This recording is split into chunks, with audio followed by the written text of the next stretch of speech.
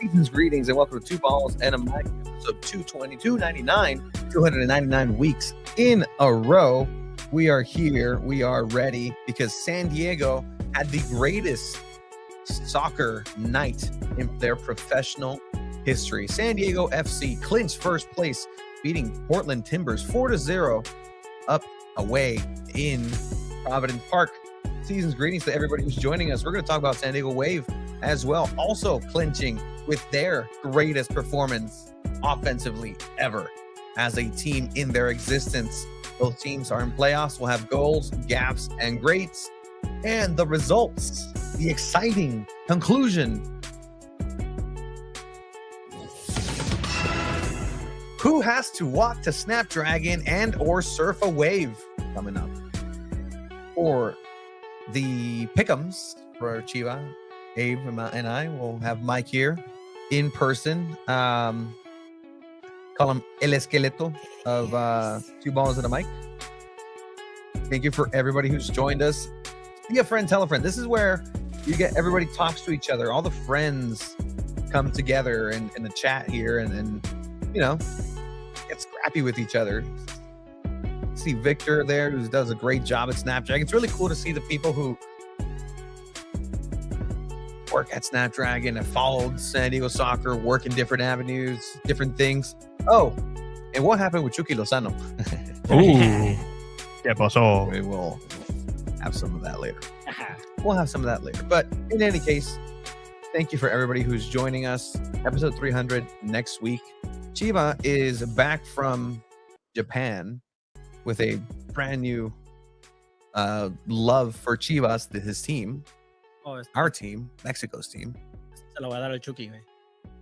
Oh. So in the time that you left, actually, like I spoke to you once or twice while you were over there.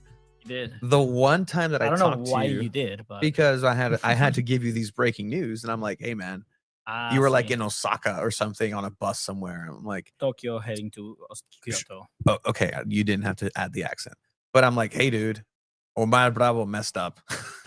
Yeah, I was really sad that whole bus ride. I ruined like, your bus ride in Japan. I'm so sorry. Recent developments in that case you are came back? saying that he might be innocent. It's okay. Who knows? We'll see. Inocente. Hi, Abe. Hello, welcome back. I'm ready. Biggest weekend in San Diego soccer, but history potentially that we just watched. Crazy.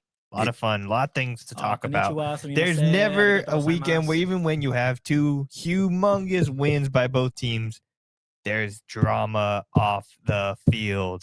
San Diego. That's what San Diego sports are all about. Gustavo was like, spill the tea. Well, no, let's spill the matcha.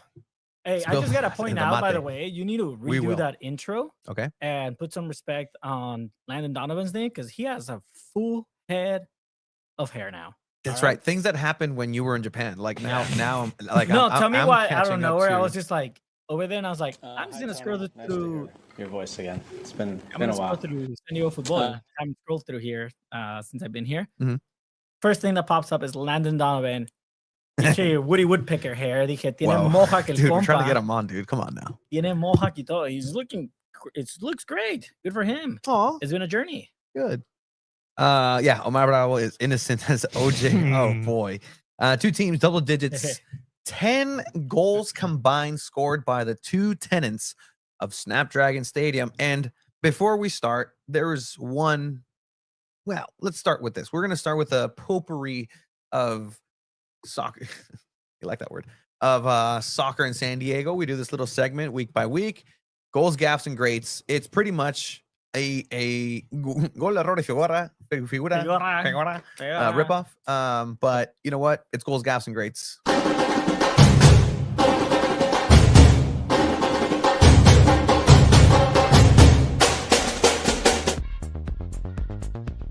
Cool. All right. So a lot of goals. Goalapalooza, Goalpocalypse. That's it. Yeah. A lot of goals by both San Diego teams. Lots of goals. Lots of We goals. got goals. In the chat right now, let us know what you think the best goal scored this weekend was. Yeah, everyone can have their favorite. There's so many different ones. You So have many different ones. 6 different ones at the Wave Games, 4 different ones San Diego FC, all in Providence Park. In the rain, too, might I add. San Diego Inter. 4 from San Diego Inter, which has no 7 footage. for their Open Cup journey. But let's talk about goal of the week.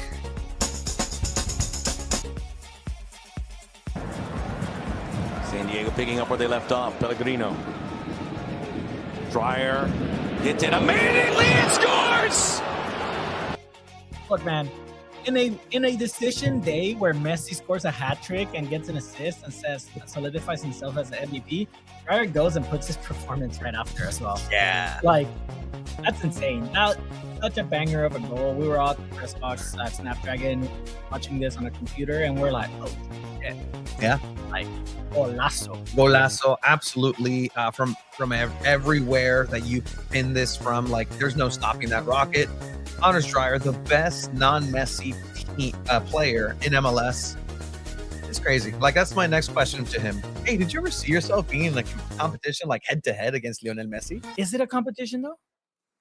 It's not really, but he was in it for I think it was Messi's taking that for sure. And his story, but MLS experts pretty much saying that any other MLS season and he wins MVP.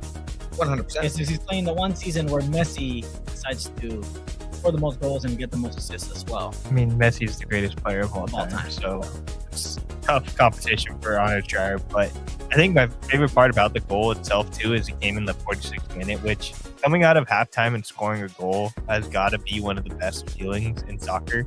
Just immediately on the table saying hey, we just all took a break. You think you're gonna come back and maybe get back in this game? Just boom. No, 2-0 now. Oh, hi, Mark. Yep. El Paletero says, Joel.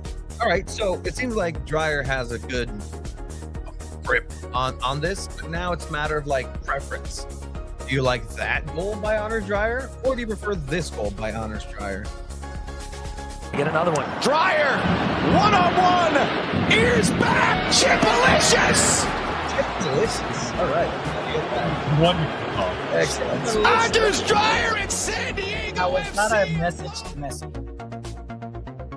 Saying I can Sure. chip the ball too. Sure. I mean, it was a Messi-esque play. It was That's a a Messi Messi-esque signature chip. chip. What are you talking about? Chipalicious. Honors Dreyer 10. I mean, give him. Says Honors Dreyer. Get your paletas quick. The paletero, man. Have you ever heard that song? It's been a while. Paletero, man.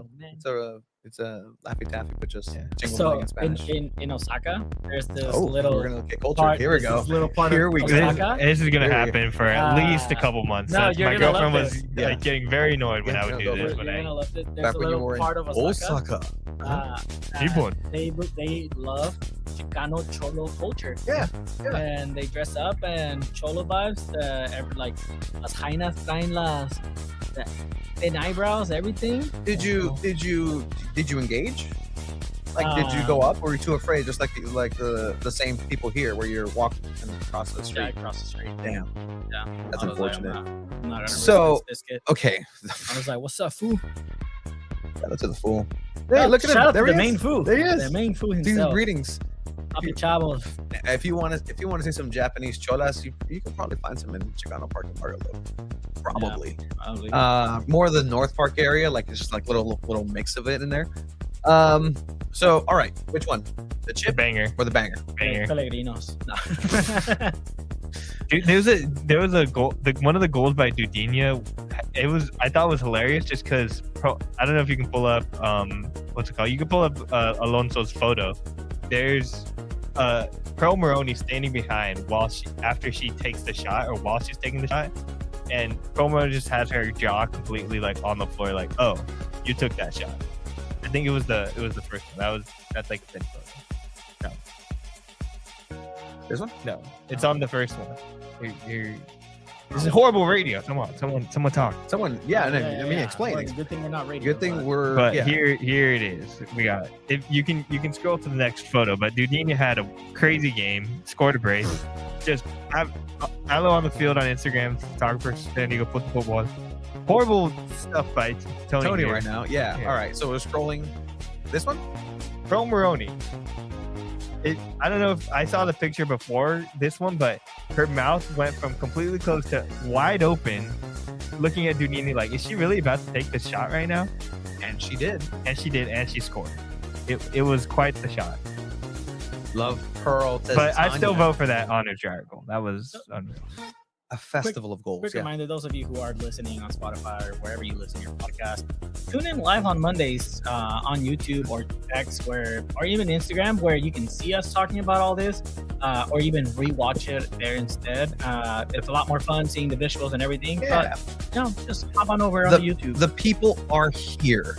We'll get to Gaff here in a bit. Let's talk about it. First of all, it has to go to, obviously, San Diego soccer in general. The greatest night in professional soccer here in the city of San Diego. Manny Machado might bring a championship to San Diego, but not in his sport that he plays. Isn't that crazy? That's pretty crazy. I'm starting to have a bit of an aversion to minority owners in all of these. Oh, what? sports Jimmy at this Butler point. didn't like move the Jimmy needle Butler? for you? Didn't do it for Jimmy Butler has been to a San Diego Wave game, and I So think much, it's cool. And I Jimmy think Buckets? it's okay for athletes and anyone to be a minority owner, but I think it's also being used kind of in the sports washing sense of like, hey, look at this cool athlete thing that's our new minority owner, blah, blah, blah, blah. Here's him giving a statement on why he likes being the new owner of the Wave or new owner of San Diego FC. Meanwhile, we have not heard a single thing from the Levine Leichman family, Damn. who are the actual primary owners of the team. It's really brave of you behind a mask. Technically speaking, I own Oakland Roots. horrible. So You're a part owner of Oakland Roots? Yep. Are you? you didn't buy a share No. for like $10 when they had to No. when they had that open? I'm honest about Well, what I do. I'm There's integrity here. I'm a minority owner for Oakland Roots. Well, we're gonna have But to minority discuss- owners is a whole nother thing.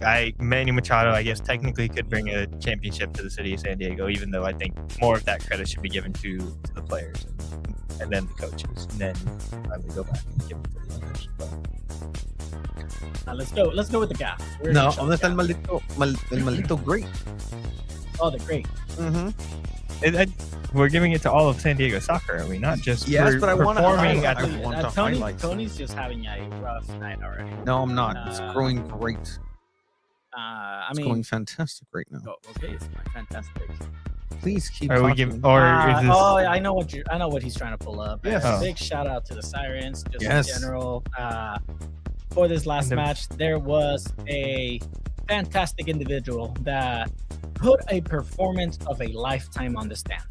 And this is what Tony's trying to find right now. Shout out to Die. Shout out to Die. If you don't know who Die is, he is part of the Sirens.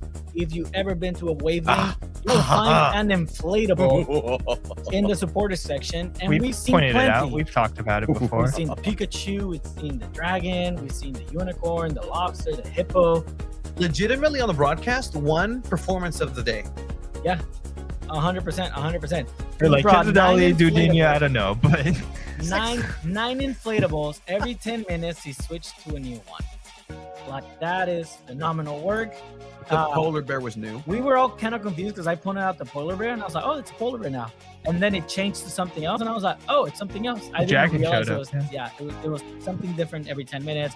That was phenomenal to see. The fact that it's always accompanied with bubbles, and it's always accompanied by a goal too, and that's why San Diego Yeah. Wave also like enabled this in the best way. What's your favorite? I'm classic Pikachu. hippo. Pikachu. Classic hippo. If I you love were a you. Torero, the polar You bear is know. underrated. I do like a light classic white polar bear. Like it looks like it should be drinking a Coke or something. Let us know in the chat which one's your favorite. The Pikachu just looks funny when you see it in person because you're like, what? Why is there a random Pikachu? I mean that's how Pikachus are. They're just in the wild, dude. They're a wild Pikachu. The way the polar bear bounces, The way too. the polar bear. Yeah, no, it's a technique. It's a technique. Oh, man, what a- Insights and sources. Let me know. Which, by the way, sources later in the show when talking about Chucky Lozano will become very, Real? very unfortunate. Yeah, well, it's fine. Everything's fine, guys. First place. But no, every 10 minutes there was a switch, a change, Ruski. So that's commitment to the bit, commitment to everything. So shout out to the Sirens, the greats, just in general, greats of the week. Yeah, Jimmy Butler does live here. Shout out to San Diego Soccer as well. It's another great of the week. Just San Diego Wave and SanDiego.FC doing special things over the weekend, especially on Saturday. SanDiego.FC clinching first place in the Western Conference, and then San Diego Wave clinching a playoff berth as well, and winning 6-1, which is the greatest scoreline they've ever had in their history. So shout out to San Diego Wave and SanDiego.FC. And now to move on to our gaff of the week.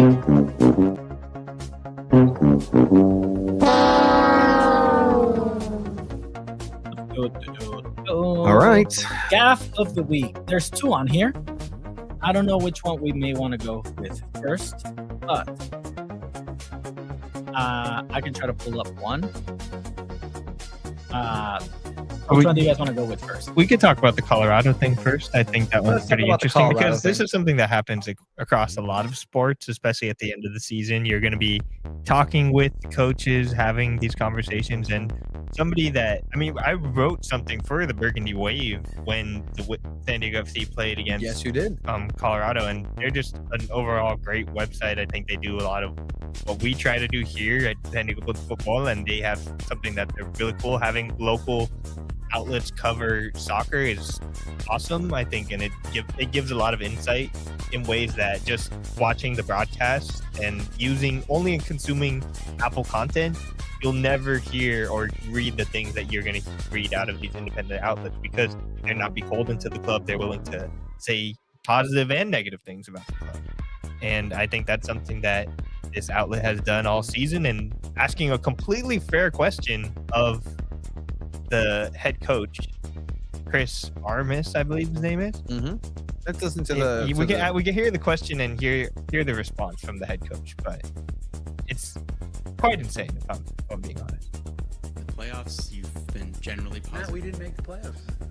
The Colorado Rapids missed the playoffs, yes. Yeah, thank you. Always good you remind me of this stuff. Yeah, good.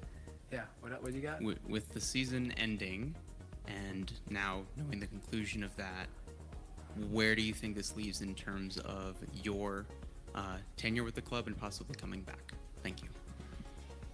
I'm not sure what you're going to put out there, Matt, because it's always from you guys and what your outlet. It's always negative. It's always poking holes in the team. It's attacking the coaching.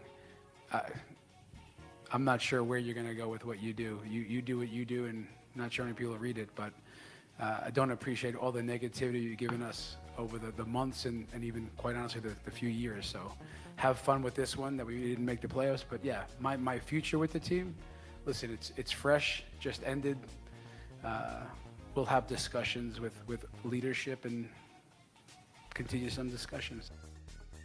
Man, well, guess what, Chris? Matt will have a job next year still, and you won't. So update on this. Matt did say that. Well, Chris put out a statement. The head coach, yes. After. Well, okay. What this update from Burgundy Wave? Chris Armis reached out. We spoke on the phone. He apologized. I accepted his apology.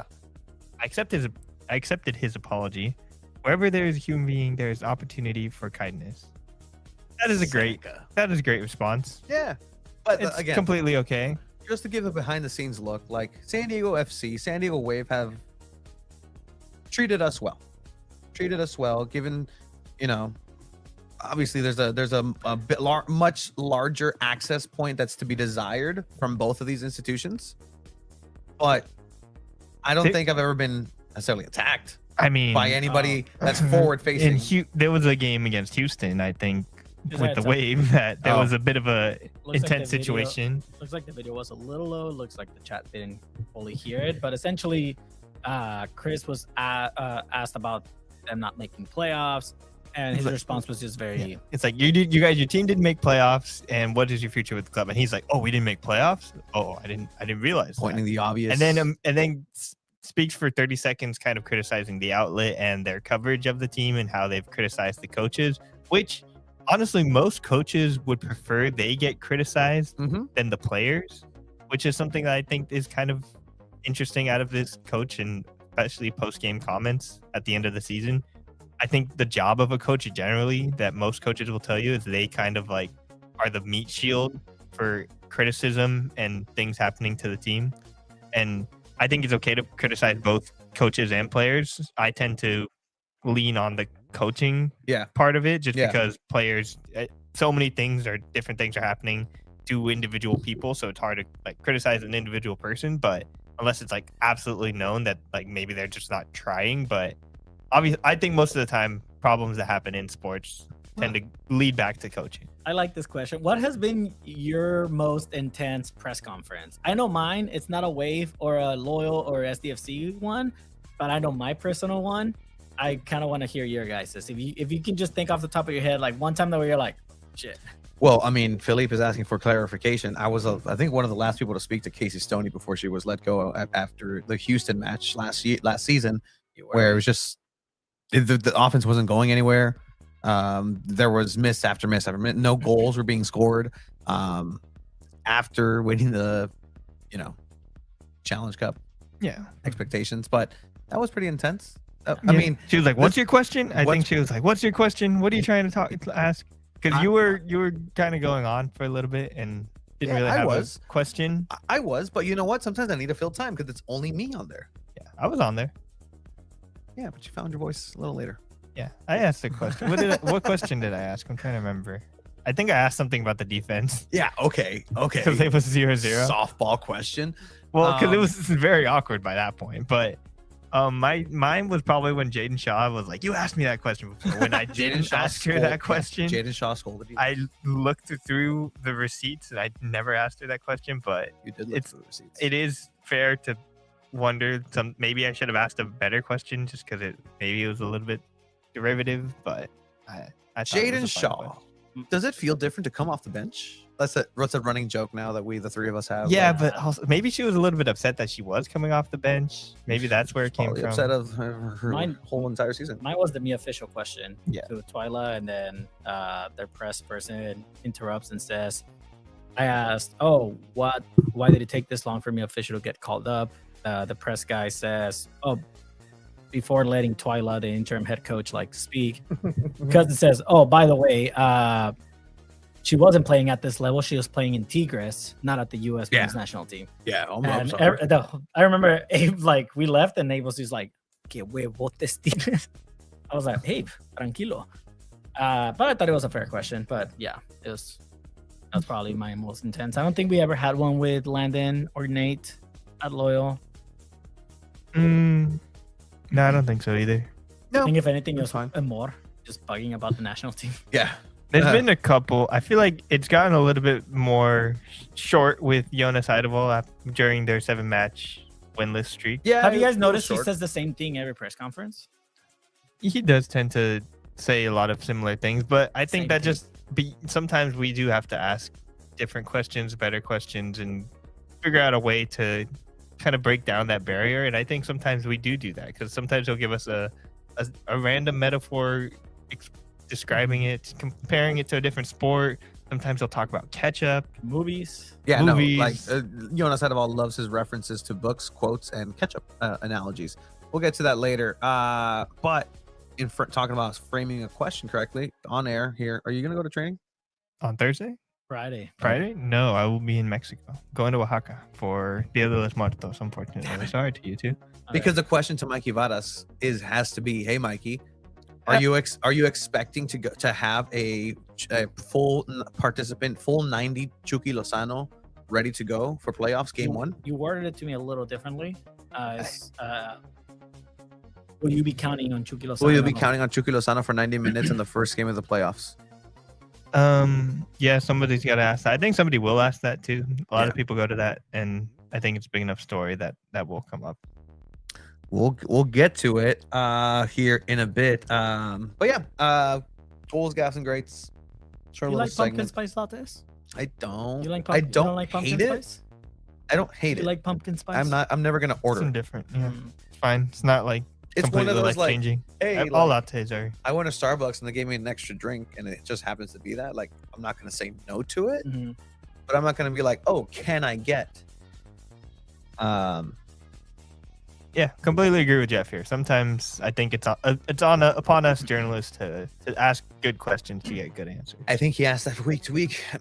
I mean, Yeah, day to day would have been different, but Next week to week, is- I'm sure we'll have another question. And I think, do you guys want to? Let's get into SanDiego FC, and we can start there. Wait. There was one more gaff that we forgot to talk about, and unless you guys don't want to talk about it, but it's The Jonas Eidevall? Jonas Eidevall. I think that's important too.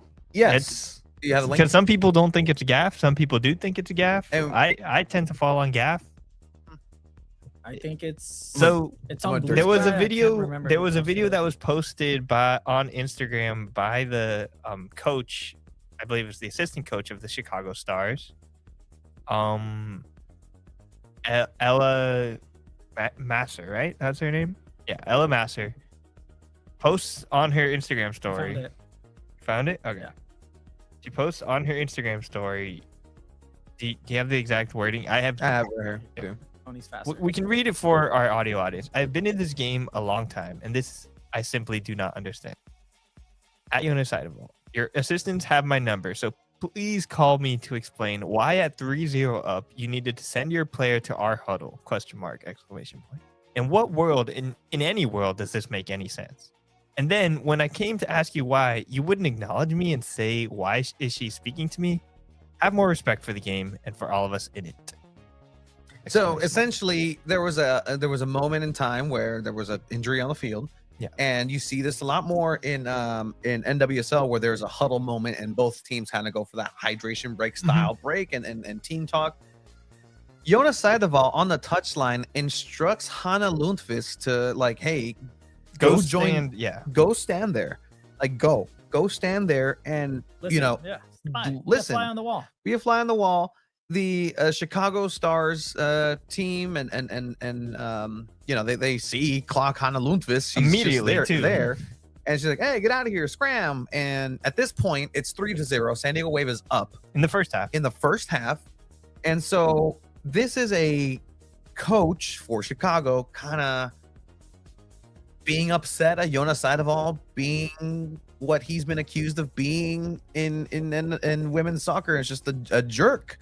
And that's from what I've kind of contextualized from the chatter, is that Jonas Eidevall is a jerk for this, and that this is a no move. Don't do that. They've used words like bully before, right? I think They've used words like bully, and this I mean, that bullish is behavior. kind of It's assumed bullish. why he resigned from Arsenal earlier than many would have expected. Like he kind of lost the locker room at that point, and there was conversations or rumors around him having really like kind of always giving it to the players, yelling at them, doing things of that nature. So it's something that like happens.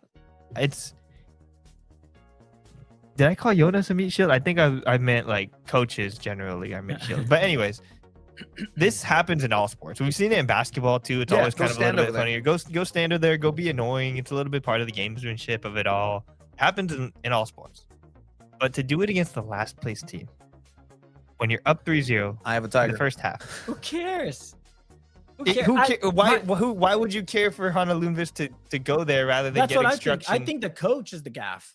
The For Chicago's for coach? complaining about this, putting it on social media, calling it out. I don't think so. Who? Cry me a river. Like you're literally worried. Sorry, but you're literally worry about why your team was in last place. Worry about where you're gonna coach next season, because you probably shouldn't have a job if your team was last place. Chicago's roster is probably the issue, but If the reason for this collapse and 6-1 eventual scoreline is Hanna Lundqvist jumping in there, then Yeah. even then, it's And it's wave. gamesmanship. It's wave, dude, It's 3-0. Nothing's guaranteed. Dick move for sure. dick move Dick to move. me.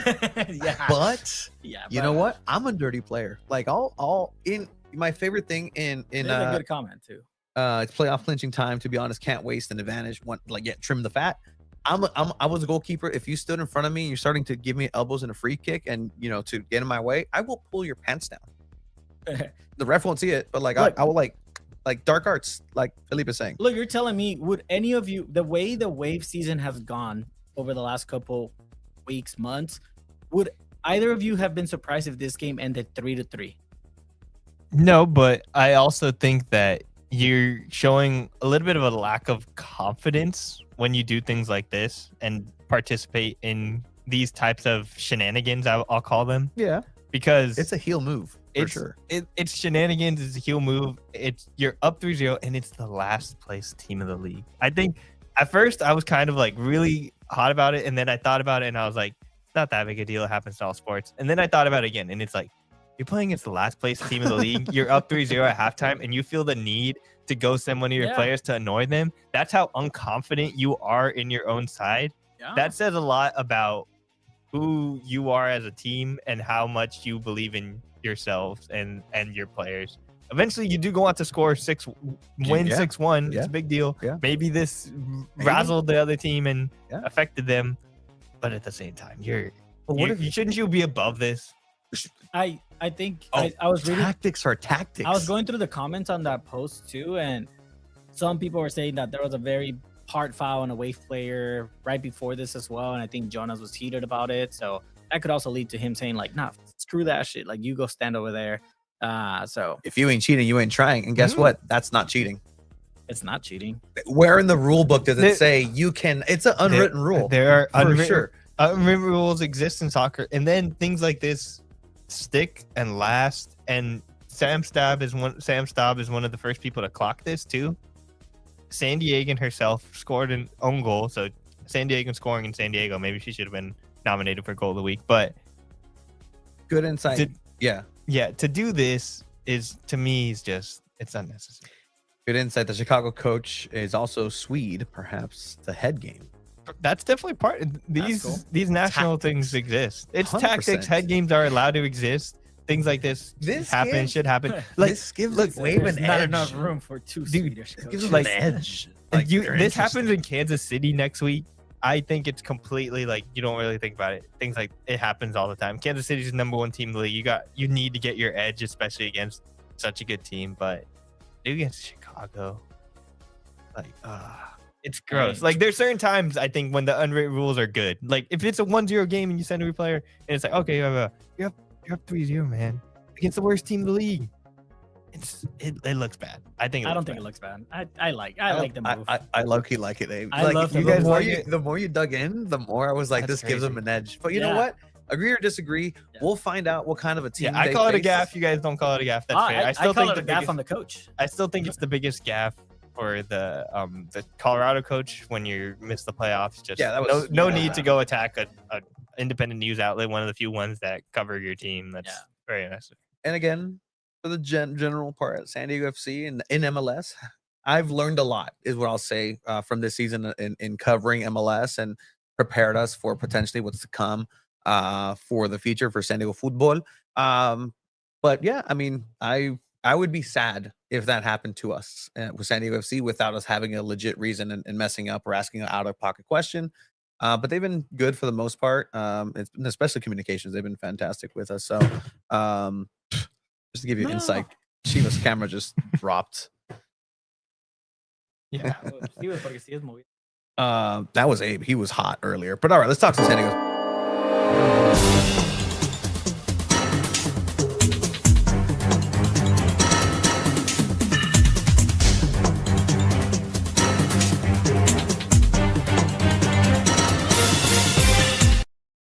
Where is Chucky Lozano, Tony? Where is he? Chucky Lozano? Chucky Lozano. Breaking news: Chucky Lozano is not, away from social media, because he congratulated the team right after, saying, "Hey, good job, guys." Chivas holding his Chivas merchandise, because there was an interview not too long ago with Faitelson and Chucky Lozano. We were there that day. We sat behind Faitelson. We did sit behind Faitelson. And in it, he was Lozano was He talking tweets about like this. like an old dude. Yeah. So Well, yeah, he is an old dude. he is. In this interview, he kind of goes into a lot of different things, why moving, like his history and his ambition to, come back into the national team and Tweet that phone. do all that stuff. And so in it too, he's talking about like, hey, the future. Would you join a Chivas? Would you join a America team? Would you? And he's like, America's el más grande de Mexico. Blah blah blah blah blah blah blah. Wishiwa. Guti, his best friend, who was set to join San Diego FC, but there was some negotiations that broke down between Chivas and San Diego FC. Nothing to do with Guti himself. Actually tweeted and is like, "Hey, pues vente para acá, come over here to Chivas." Like, but is this the reason why he's not there? No, I don't. I think this is a complete non-thing. Things happen like this in interviews, especially Faitelson. Always talking about something crazy with Faitelson, especially. He's a great, I think, broadcaster, and it's always entertaining to watch him. But the interview, it's a lot of just non-answers from Chucky Lozano, honestly. Yeah. But for him to not show up, I think we might have been able to predict this had we been paying attention to all of the information available to us. If you and social media and social media, I think I was listening back to the Section 1904, their podcast, and Darren Smith, who is the radio host, the radio broadcaster, play-by-play, sometimes analyst. He kind of was hinting at this all on that Friday show and was saying like, yeah, Amahl Pellegrino, the winger, and also was talking about something that you guys were talking about on the Chromaniacs of that we learned during the midweek availability with Amahl Pellegrino, where he kind of stopped the press conference. It was like, I'm not a 9, guys. Yeah, I'm a winger. Yeah, and it's something that's was enlightening for Pellegrino say, and just immediately outwardly be like, hey man, I don't really like playing the 9 position. He basically said, and we all criticized him for that. We all said he's not looked very good in the 9 spot, but now he's in the winger position on the left wing, Chucky Lozano's position, and he's been fantastic. Has he been better than Chucky Lozano? I mean, in terms of the time and now the time that he spent there, no. As of recently, yes, he's been better than Chucky Lozano. Chucky Lozano's downfall started with that game against what was it? Wasn't Houston, the game before Houston, where Chucky Lozano was 1-on-1 and he tried to go ahead and lob the keeper, and was he it just Portland? missed. At home? Was it at home or it was the last home game? It was the last home game. Who's the last home game? Oh my goodness. San Jose. San Jose. Yeah. Against San Jose. Yeah. And since that moment against San Jose here in the last home game, Chucky Lozano just kind of brought himself and the team down because of his frustration. He was trying to force the ball through that left side, trying to find a way through the middle. It just wasn't happening. That frustration like kind of crept into the rest of the team. And you can see that, the team wasn't firing on all cylinders. This is a team where if there's one finicky thing, like it's like a car, it's like a sports car. Like you have a sports car that runs perfectly. Oh man, what a machine. But if you don't do the oil change, or if there's something slightly off, it's going to do a rattle. It's not going to run efficiently and perform 100%. This is what San Diego FC is. It's a really nice sports car in an MLS, and it needs everything to be perfect. Chucky Lozano then goes over to Houston, gets subbed out at halftime for Pellegrino. Pellegrino immediately makes an impact, earns a penalty, assist goal. Next game, Pellegrino starts here now on decision day for San Diego FC. The first decision day, the first ever last game of the regular season for San Diego FC. We've made it to the end, and Chucky Lozano is nowhere near Portland. He is not on the starting 11. He is not on the lineup. But in all of that, that's not the biggest story. The biggest story is that San Diego FC clinched. Yeah. First place. That should be the lead story, and I think we did start that. We started with that in the grade of the week. And let's make sure that we start with by giving the flowers and giving everybody's respect that's definitely earned. Front office, CEO, with Tom Penn, Tyler Heath, sporting director, Mikey Varas, the human performance team, the groundskeeper, marketing team, like every down to the last person that's employed through San Diego FC, the supporters that have been there. Like, this was a collective effort, and they've earned every ounce of the first place in the West.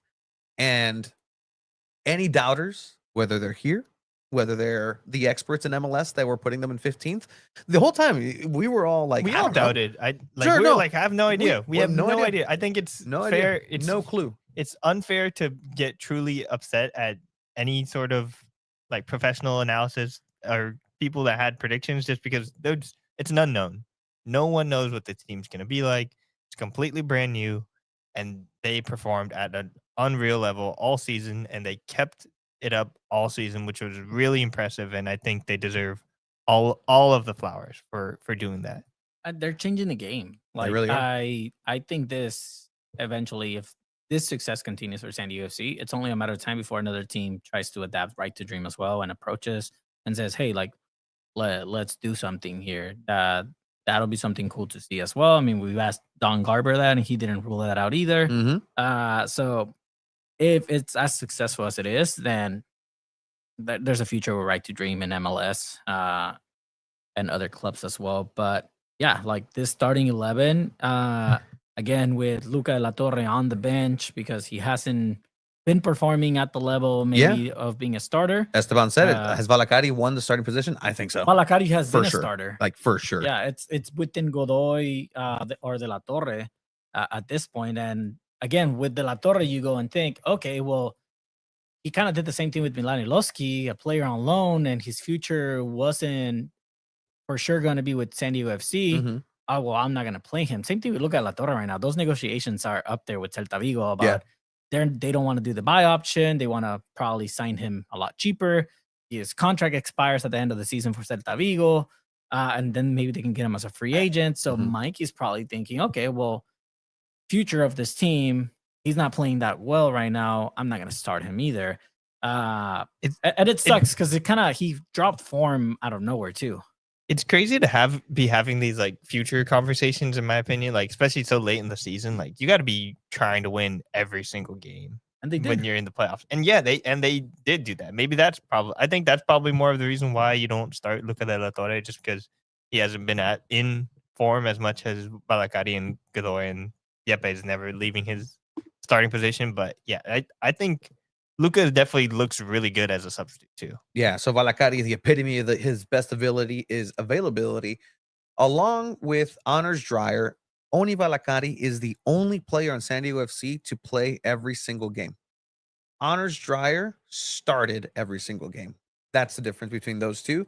But those are pretty much some of the most important players this season, because Valakari was your ultimate, young Hirving Solarte. I don't know if that makes sense for you, right? Like just that team player. never was top of the West. The player, the human being, the player. You can put him anywhere on the field. I see him walking around all the time. He still lives in the area. Oh, yeah, he does. Shout out to him. But this player, you can plug and play anywhere you want. But at the end of the day, Sverskov, Dreyer, Valakari, these are your players that you're starting to build into this starting 11 that you're going to go into battle in the playoffs. And the fact that Chucky Lozano isn't being factored in here isn't a big issue. I'm fine with it, because guess what? It's working. Can I also throw working. Throw in the fact too that Manu Duas probably and Chris McVeigh are some of those most important pieces of that back line now.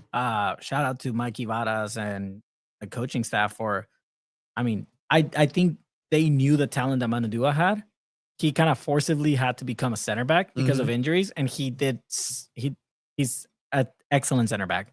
Like, I don't know if there's a future in him as a 6 or SanDiego FC, but he's man. Dude, I wish a center back with that quality, like with that midfield mentality, is insane, and he's probably the most important defender on that back line. I would even put him above Bombino right now. Just Bombino has done it longer in the season, but I think Manu Duah is more talented. Yeah, I mean, the ceiling is incredible for these players, but guess what? Don't get used to them, because they're probably going to get sold very soon. That's kind of the model of here. But you have them this season. You're going to keep them through the playoffs. You'll 100%. You'll keep them through the playoffs. But all right, let's go ahead and talk about the decision day. This is the mechanic, as Mikey Vadas called, goal zone, the red zone of soccer, which he doesn't partake. He just does. He told us, or told you, Abe, that he doesn't like hearing the scores and matches of anything else going on, and that's true to inform to what he says. So, starting 11, CJ Dos Santos, and again, in your mind, you're 1 week away from your first playoff appearance.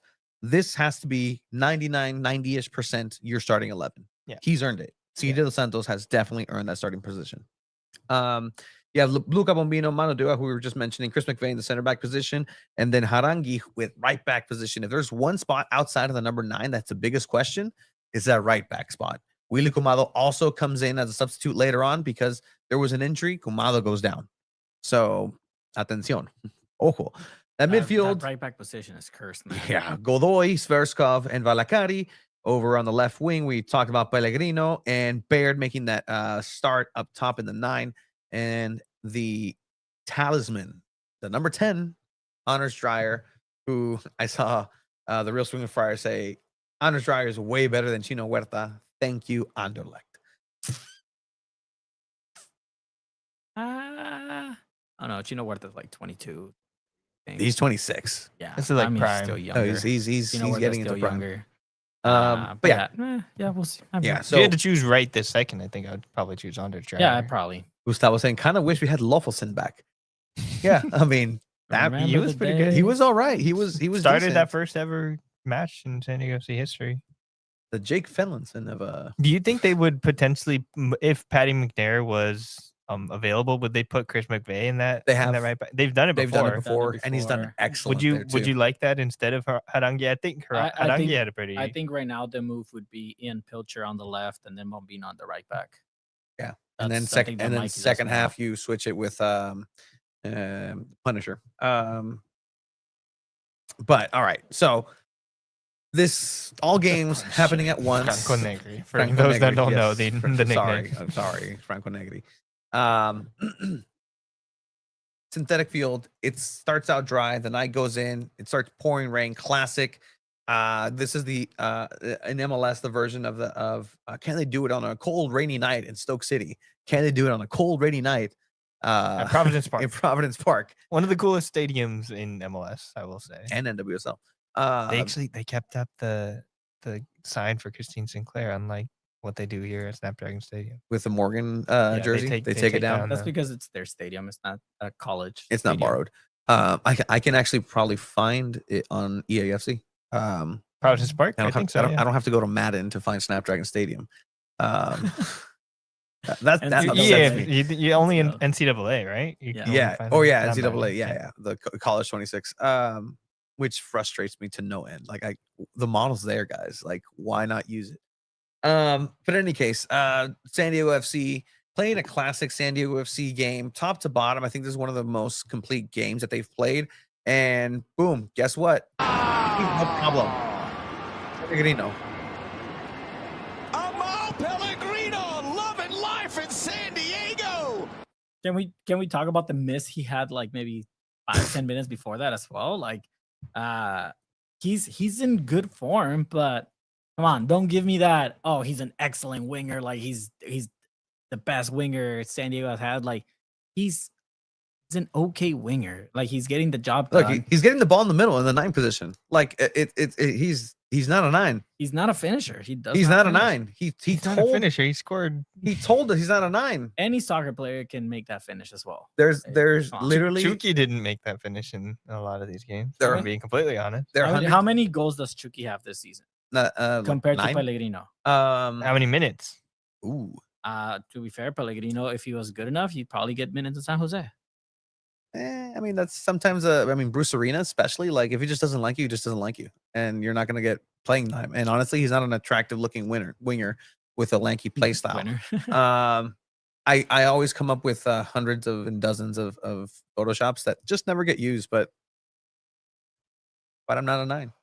You recognize the reference? Yeah. Do you get the reference? I'm not a rapper. There you go. All right, so Okay. thank you for wanting to bring down the mood after Pellegrino I mean, scored. yeah. Yeah, You what went was that straight about? to Yeah, him like, oh, missing can it we- right before. Can we go back? Like, No, he had a great game in this game, dude. I agree. But so He's- negative. No one Shiva. has a perfect it's game. because Tony, you're not gonna have you're 3 making goals it a sound. game. You made it sound like if Chucky's available, you would prefer to have Pellegrino over Chucky in the playoff game. At Like this there's moment, no way you would want to have Pellegrino over Chucky in the playoff game on Sunday. If you're in the Like, chat, There's please let us absolutely know. no Who do way. you start this upcoming Sunday? Because the game is on Sunday, by the way. Check your 10 out local of 10 listings. times you start Chucky over Pellegrino. Come on. then why did he not even travel with the team? Oh, because he probably.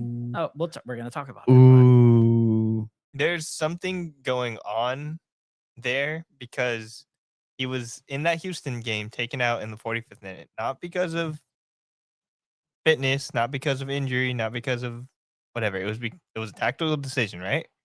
And then the team went on to win that game in Houston. Real Swinging Fire agrees with you. I still, honestly, probably, if I had the lineup sheet in front of me right now, I'm penciling in Chucky Lozano. I'll tell you Everybody this. says I'll tell Chucky. you this. If somebody has the balls to start Pellegrino over Chucky, it's Mikey Varas. Yeah. I'll tell you that right now. And guess what? He has. He probably will. He had the gall to put Chucky Lozano on the bench and ice him at halftime and said, sit down. This is how we play here. Put Amahl Pellegrino, said, go. And he got a penalty, assist, and a goal. I mean, it's the hot hand situation, right? Like, it's the right to dream style over any name in the team. You're supposed to plug and play, and they're plugging and playing. Yeah, and I remember at the beginning of the season, all that we heard from other MLS teams and fans and people that covered the sport is, as the DPs go, so does your team go. And I don't think that's been entirely the case. Obviously, Anders Dreyer, DP, unreal. This team's nowhere without Anders Dreyer. Nowhere. But I'll tell you what, though, that stadium, sorry to cut you off, that stadium fills up because of Chucky still. Yeah, I think that's completely true that's as a well. marketing thing. He probably has the most jerseys sold for SanDiego FC, but I don't think that goes into Mikey Varas' decision come Sunday. I think it's going to be completely based on who's performing at the highest level right now. And because Chucky hasn't started in a little bit now for SanDiego FC, I would not be surprised at all if Chucky Lozano comes on in the 60th minute or the 45th minute. And also, 3-game series. 3-game you series. could completely give up on a game after the first half. Yeah. If it's 3-0 in the first half and you're not and you're down, all right. Guess what? We don't have to try anymore. We're better on the road anyways. All right. We'll just beat you on the way back, hopefully. And then lose at home again. Well, shit. Well, if there's something we know about San Diego sports, they like to lose in the first round.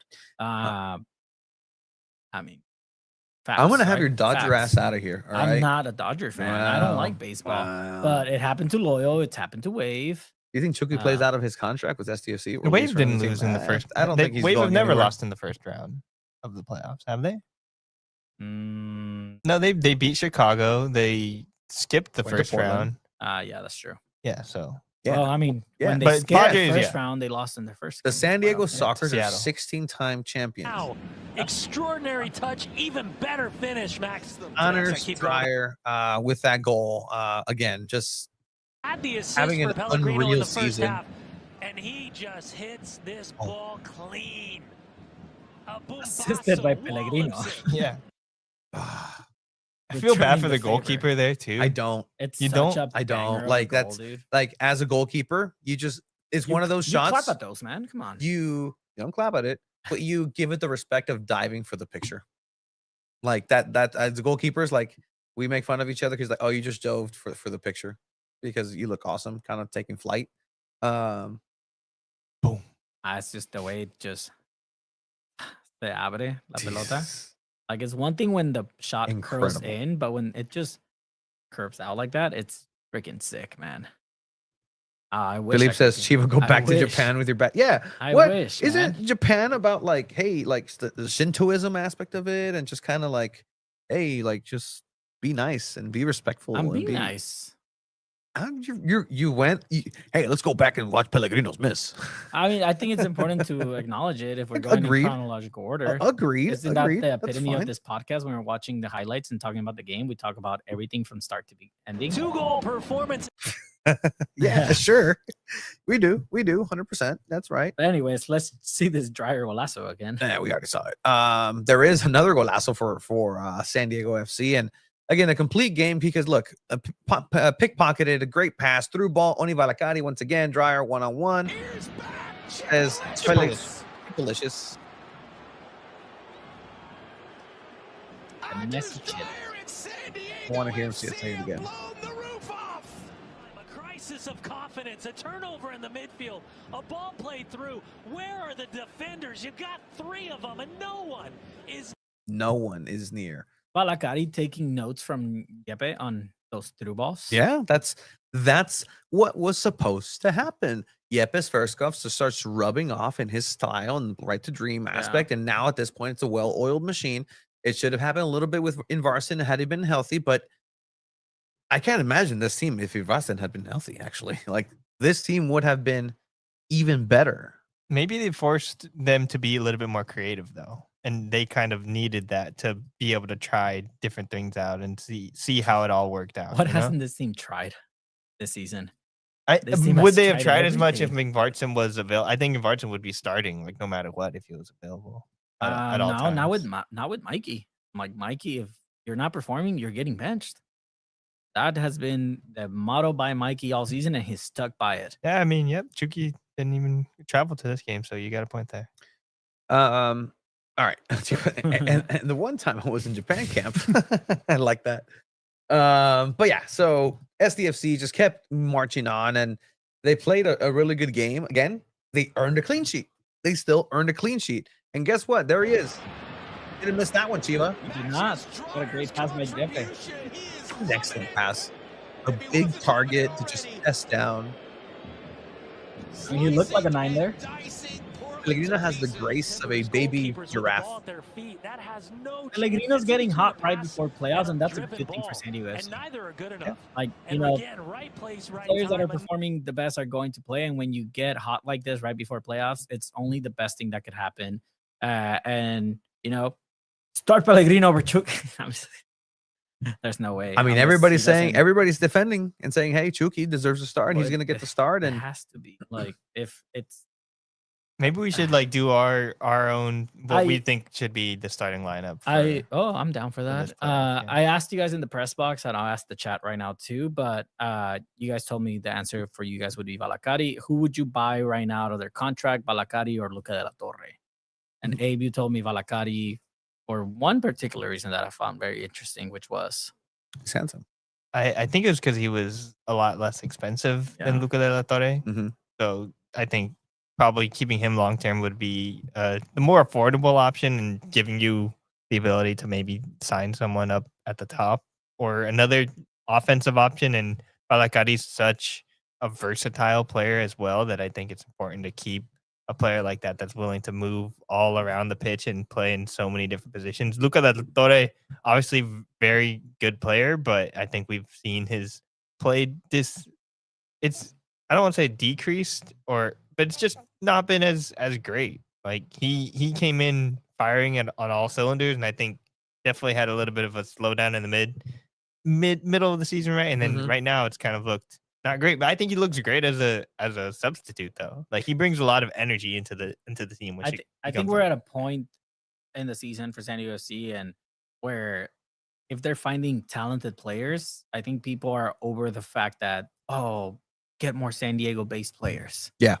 And I think that's fair. Yeah, I think fair. that's fair. Like not every single player. Go get CJ Fodry. Why not? That kid filled out. That would be a good signing for SanDiego FC, man. A good backup striker like that. Shout out to those who are joining us here on Instagram. We don't really venture much into the comments because it doesn't sync with our program. CSLD Construction Pellegrino is on right now. Keep playing him. Hey, don't bring that bad juju to SDFC. I feel like it's been he's been more consistent, and yeah, he would choose Valakari over that. So thank you everybody for joining us. The Osider saying, hey, tailgate this Sunday. The tailgate's going to be insane for sure this upcoming weekend. Hey, calmados, but it's the Lord's Day. Also, Gustavo has been contributing here in the chat as well, saying, hey, we should all want our players to be hot. Yeah, including Pellegrino and including Chucky. And I think that's the biggest thing. Make Mikey's Varas's job harder. Yeah. That's what every single player should be doing. And whatever happened with Chucky is one of these things where you made that decision easy for him. What happened? Well, let's get through this game first. Yeah, let's do it. Let's get through this game first. Because again, there's more goals. Pellegrino having a great time with his teammates. We'll hear from head coach Mikey Varas here and the post match, along with captain Yepes Verskov. But nothing, nada pescadito, nada from Portland, who just wasn't able to find their form here at the end of the season. They still make playoffs, but it's kind of like a mishmash of players over the transfer window. They brought new pieces that didn't really finalize and gelling together. They sold some pieces here, but there's a real chance that after this game that you win 4-0, that you're going to face Portland a second, third, and fourth time. This could have been 5-0, 6-0, a great couple of interventions from the goalkeeper for Portland. But speaking of goalkeepers, there's one goalkeeper that San Diego FC has to be thanking and sending flowers to. It's FC Dallas's goalkeeper for his performance against Vancouver Whitecaps. Go watch some highlights of that. Vancouver Whitecaps got a red card, but they were still pressing, and they lost against FC Dallas. And I want to say grade of the week for San Diego FC.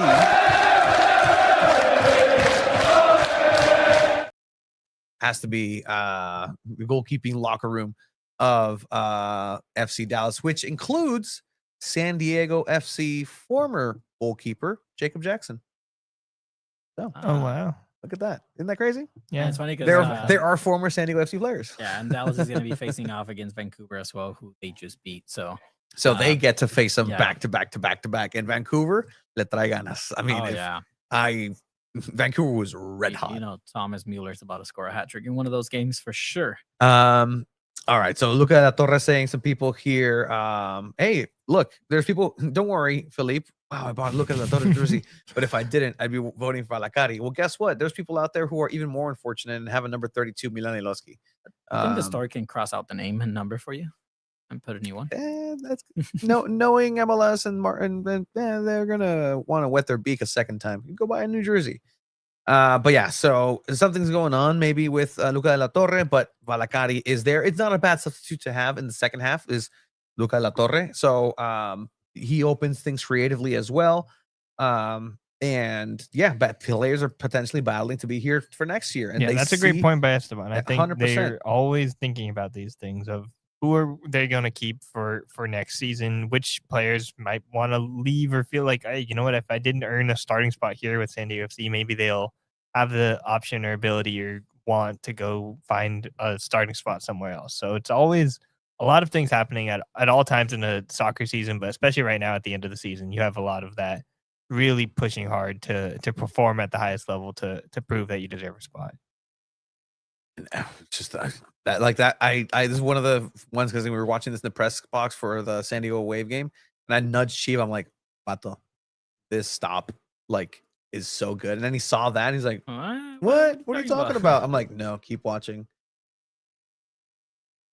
Oh, sorry. That's beautiful. Beautiful goalkeeping. But it wasn't enough. 4 did go in for San Diego FC. And look, they did it. Like, Cayeron Hocicos, they shut mouths up. They shut everybody who had any sort of a doubt in their ability. Another great stop here by CJ Dos Santos in a short, very close, and a well shot free kick. Talk about great goalkeeping, just the ability to get down there so quickly.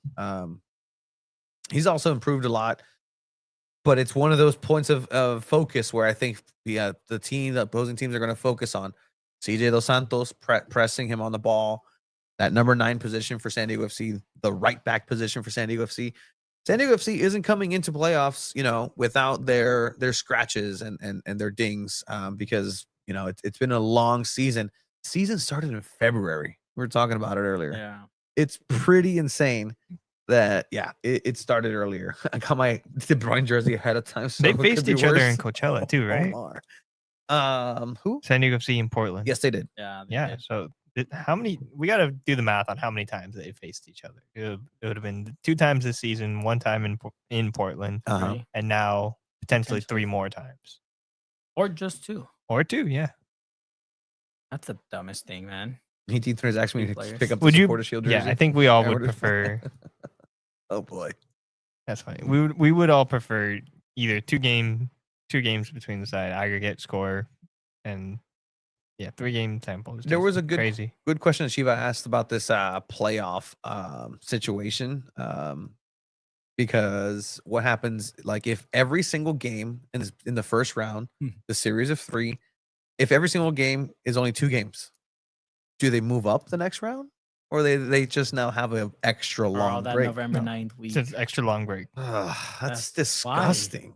Gosh, Apple owns all the broadcast stuff, but I think it would just mess with the calendar of it all. So you don't think they would lose money? No. if they want the most money, they basically force game 3 no matter what. Well, I'm sure there will be a couple game 3s around MLS. But what if there's not? But that would be quite funny, honestly. That'd be hilarious. I'll tell you why. Because there's still an international break, anyways. They Yeah. would still keep it They would the still, same. yeah. So for So San just Diego, extra long international break. Probably. San Diego FC playoff round 1 at home, October 24th, October 26th, 26th, excuse me. Sunday. This is an old graphic, guys. This is directly from the club, guys. What are we doing? They have the wrong posted days. another one. No, they have the right ones. Oh, look at that little synergy. Oh, Finally. that's They've nice. done it a couple times. They've done it a couple times. Look. Mira. Oh, they posted. They're playing nice. Also underrated. If I was to give a comeback player of the year this season, if I was Come to back from what? Like from being just bad at the beginning? Because like there was no season last year, so that's Abe, my guy. Relax. Comeback player of the year for sure. Right now, sign it off. Is Snapdragon's pitch. if we're talking comeback Okay. of the Comeback. if we're comeback doing that, player I know of we the would have done year. that. I was planning on voting them for most improved at the SanDiego.Futbol awards at the end of the year. They might get it. They completely deserve that. The field, the pitch has looked great all season. It looked great this weekend. It looks pretty good during San Diego State Aztecs games as well. The grow lights working, whatever they're doing on the field, grass stuff that we don't really know about just because it is truly a science. Like they're looking at it, they're doing tests on it, things of that nature. It's been great. Yeah. So yeah, you can call it comeback.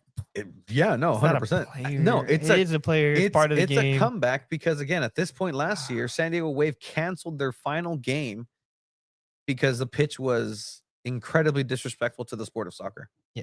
But all right, here we go.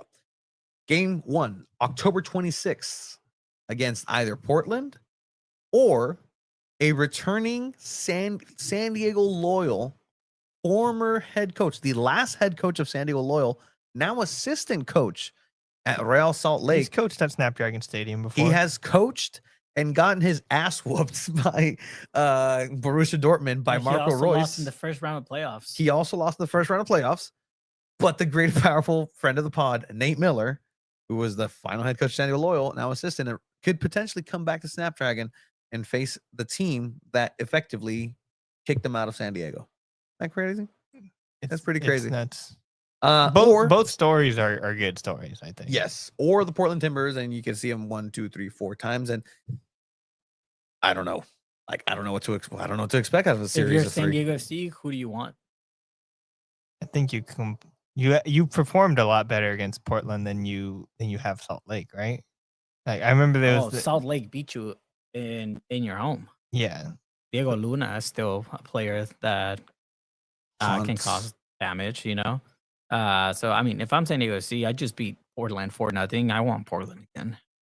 Yeah, I think I agree. Portland didn't look too great against San Diego, and then that's got to be in the back of their mind entering a playoff series where it's like we couldn't. It was a 0-0 game back in the summer, and then just recently at home for Portland, they couldn't score a single goal in the rain too, which they should probably have the advantage there. This is a very interesting comment. Good thing SDSU is playing away this week. They are, yeah. They're playing away. What would have happened if they played home on Sunday? The game would have had to be on Saturday or probably the Monday after the Sunday. No, it would have been that Sunday because usually they play on Football Saturdays. doesn't play on Sunday. Uh, College football. okay, true. Yeah. Never mind. My point's off the table. Correct. But they thought about this though. It seems like to me like the calendar was worked out really well for both San Diego FC and San Diego Wave and San Diego State. Like they all collaborated before it was all released and seemed to have decided upon what is most fair for all teams. And SDSU knowing to not be in San Diego around this time seems to have worked out because I think I tried to look at the calendar too, thinking like, oh, maybe in the future they might end up there, and I don't even think that's possible unless San Diego Wave hosts like the semifinal, I think, which is very unlikely. Yeah. So it's all the calendar stuff has been worked out pretty perfectly on all San Diego sports teams. Yeah. parts. It's above my pay grade. Priorities to SDSU, then San Diego FC, and then Wave.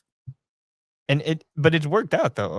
Like the pitch is worked out. But that's how the priority goes. I know we all thought it was going to be an issue. There might be some things. Or San Diego Wave going to have to cancel stuff, and it's worked out perfectly. Well, talking about a little bit of, again, what the consequences of this match were against Portland. Now you have a bracket with one of these two scenarios. If you're in waiting for either Portland or Real Salt Lake, let's look at this pathway towards a potential, what is it, MLS Audi Cup, MLS Cup. They don't pay. Audi doesn't pay us. Audi gives us a car, and then we will gladly call it the Audi MLS Cup. That's why I'm trying to help. I don't think help Audi our boy is. out. The Audi 2020, the direct presented by Direct. You know what I really like that Liga MX does that like other leagues, or I mean, I'm pretty sure MLS doesn't do. What's up? Is say like San Diego advances, right? They're gonna play Minnesota or Seattle, correct? Based on this bracket. Yeah. Yeah. In Liga MX, if say San Diego passes, but then Austin beats LAFC, Austin would play San Diego FC. So the higher seed would play the lowest seed no matter what. Yeah, no. It looks cool. I think I kind of like that as an idea too, but at the same time, this is just how tournaments work. I guess in America. Yeah, I like play it where it lands. Like that's where you are. You play it as is. This is where you earned your way into this tournament now. That is playoffs. It's best out of 3. Again, let's fill it out. Let's fill it out, guys. Let's fill it out. If you watch or follow any MLS media content, you'll see the same script being read by like what's his name, Sasha, the MLS Espanol. Like, it's MLS bracket fill time. I'm here filling my bracket with and then they go into their little explanation. But all right, San Diego FC versus either Portland or Real Salt Lake. They should win this match, regardless of who it is. This series, San Diego should be advancing. On paper, be advancing. Abe? Yeah, I agree. Okay. So then we go down Minnesota versus Seattle. Seattle. 619 Soccer asking, it's not reseeded? I don't think they don't reseed. If it's not, I wouldn't think so. I don't think American sports reseed. Yeah. Minnesota versus Seattle. I would probably think Minnesota wins that game. I'm gonna go with Seattle. Team. Oh, Seattle, current reigning defending CONCACAF champions, beating Lionel Messi, already having silverware this season. Was it CONCACAF Champions or Leagues Cup? Leagues Cup. Esa madre. Yeah. I'm thinking CONCACAF Champions. Shout out to San Diego FC. That win, they also qualify for the CONCACAF Champions. Yeah, CONCACAF Champions. Look at that. Don't think we forgot. That's actually pretty big. It's very big. So that's a huge win for San Diego FC. I do think Seattle beat Minnesota. Okay. I can see a pathway say? for that. I think I see Minnesota. Okay. Loons.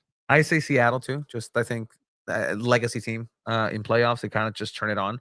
CONCACAF champion was Pachuca. Quién sabe, güey. Yo no veo porquerías. I think so. Yeah. LAFC versus Austin. LAFC. Yeah. The magic of CJ Fodry versus LAFC. The last time he really faced LAFC was as a San Diego Loyal pre-match.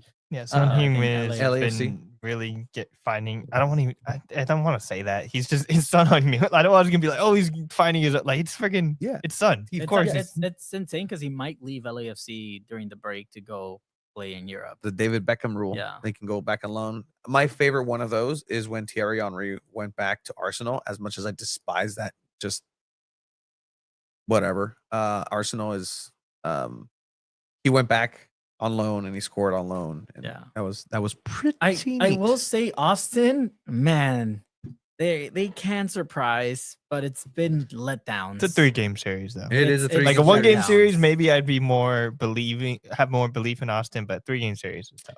Yeah, I think I'll go with LAFC as well. And then we have Vancouver against Dallas. No, pues la máquina ganó la CONCACAF Champions.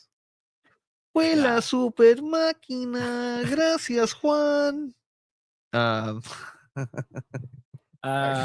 think Vancouver wins it in 2 against Dallas. I think Dallas got very lucky that Vancouver got a red card. Okay. I don't know what you guys think for that. Okay. So then, yeah, Vancouver should win that for sure. They're agree, Le Abe? Tranganas. They want to smash Yeah, the face. Abe agrees. All right.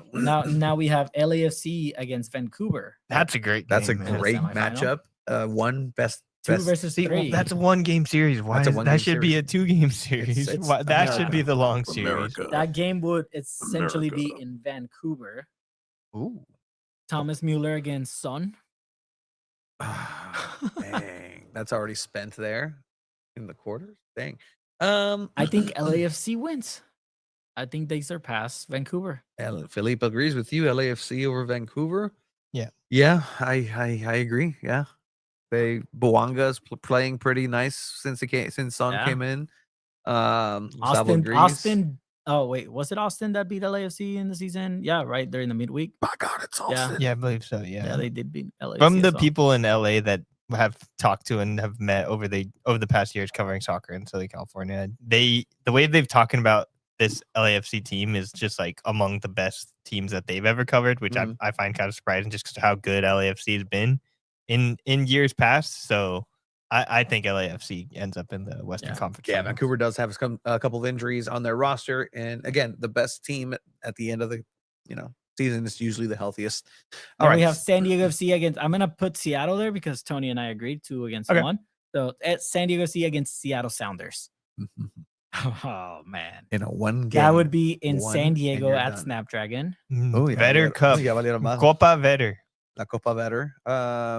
I think people are out on the Vetter Cup. Yeah, since no, the people- Chicago yeah. thing. Is this if it's tied, it goes to extra time, or does the higher seed have advantage?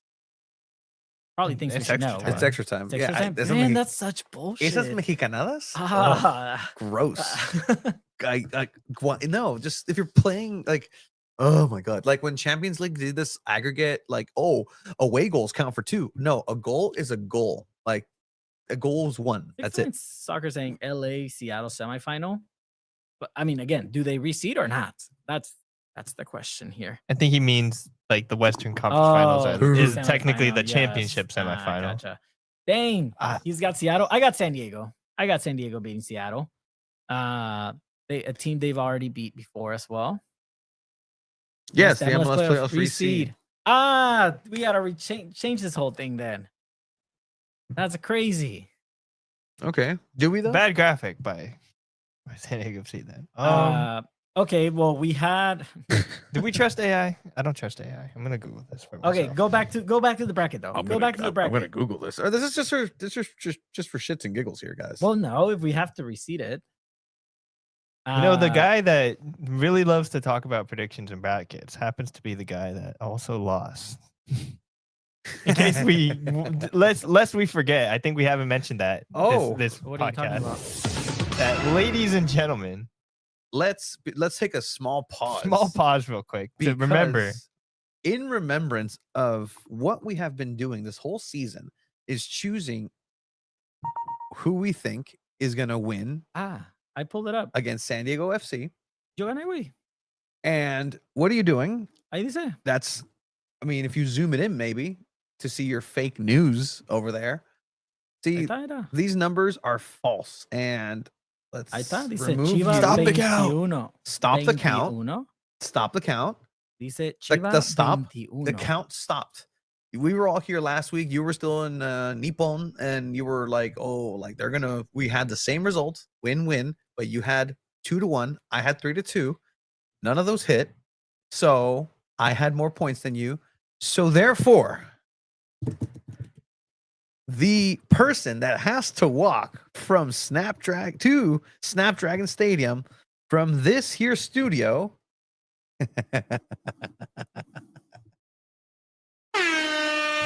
Chiva! Yeah. Good thing I got my steps in Japan. Ready for this 18-mile hike. Yeah. This is gonna be a show everyone is gonna want to see. The walk will be the season opener for San Diego FC, whether it's February or early March. Thank you, Travis Peterson at Punk Rock Paint for this beautiful graphic. Beautiful graphic. I will be live. This is going to look great on a shirt. I will be live streaming most of this walk. Okay. Okay. Whether it's through YouTube, probably on YouTube. So you can tag along there. I will mainly be live streaming this walk for safety purposes. Oh, there's some neighborhoods in San Diego I'll have to walk through, like National City and National City. Watch your mouth. You know, National City's great. Watch your mouth. And might be a little dangerous. And by the way, this is what Abe made for you. Yeah, it took you like 20 minutes. It took me 5 minutes. 20 minutes, dude. That's and crazy. I was doing it while I was conversating with you guys. This has made me smile. You found that picture on Google. I could have sent you one. It's funnier because it's like low resolution. I think I find it.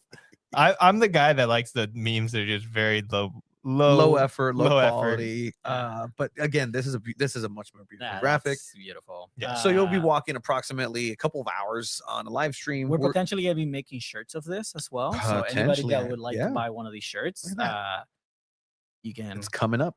It's gonna come up. It's gonna happen. I'm gonna take up that firefighter, like Trevor. escort, Trevor. I'm gonna take him up on that. Oh, okay. Well, George is asking for a police escort in some of the hood areas. Tony said he would walk part of it with me. You said you would walk part of it with me. Yeah, like the end. Yeah, I said I would from Green Lot to the gate. I said I would walk inside of Nestor. You do have a Landon Donovan kind of haircut too. Philippe had one of the funniest comments he's ever said too earlier. I don't know if you saw that. Comeback of the year is Landon's hairline. No, he said like he said something about reseating. Yeah, Landon Donovan's head is reseating. That was excellent. We're starring that one. Put a little star great next to it. Like, yeah, shout out Landon Donovan. He's doing his thing. He's joined the media game too. Yeah, I think maybe you probably inspired him a little bit. I really did. He's competition now. Hi, Tony. Nice to hear your voice again. It's been a while. All right. So more on that a little later. Dan White saying, "Hey, maybe we can get a drum escort through Balboa Park or another stretch." I love that. The Sirens also following you. But guess what, Dan? There's also a competition for San Diego Wave. I'm still alive in that one. So, and that one means that you would have to attempt to surf a wave. Yeah, you should do it on the same day in Imperial Beach. Incredible. Not Imperial Beach. So maybe that's decide Imperial Beach. Yeah, we all spoke about it. I'm not getting in that water. That's disgusting. Well, you better learn how to surf pretty quickly and just be on top of the surfboard then. That one, there's a chance we tie still, Tony. So. Donovan going to appear on a Scott's Turf commercial. Nah, he's the replacement for Turtle Turf. Remember that LT, LaDainian Tomlinson commercial? Did you find if it receipts, Abe? I'm looking into it right now. It's gonna take you like 20 minutes too. Wow. All right. So anyway, let's just finish the exercise for shits and giggles here. So let's say San Diego FC makes it and they're facing up against a Seattle. Okay, so first thing too, also in the 3-game series, there's no ties, there's no extra time either. It goes straight to penalty kicks. Okay. In the first round? In the first round, yeah. Okay. So if it's at the end of the game, there's no winner, you go to penalty kicks whenever that goes on to advance to them. And penalty kicks. Yeah, so then conference semifinals, higher seed. Yeah, no, it's not reseeding at all. It's winner of number 1 versus number 8/9 versus winner of number 4/5. So all right, no let's keep going then. The AI was wrong. Yeah, damn it, Tony. The AI was wrong. All right, don't trust the internet, guys. LAFC in the Western Conference Final. I trust this guy. Sometimes low effort things are funny. Yeah, they are. I eat Chivas predictions this year. I saw water safety permission beach in La Jolla for surfing thing. Water is usually more polluted. Nah, we're gonna dunk them into IB. Don't worry. AI writers for MLS. Yeah, it's maybe I should trust the MLS website. Yeah, it's you're coming right. for your job. How about that? All right, so we have San Diego FC versus Seattle Sounders in the quarterfinal. In the next round. San Diego beats Seattle? In a 1-game series. Remember what Seattle did to Miami in the League's Cup championship game? Against Lionel Messi.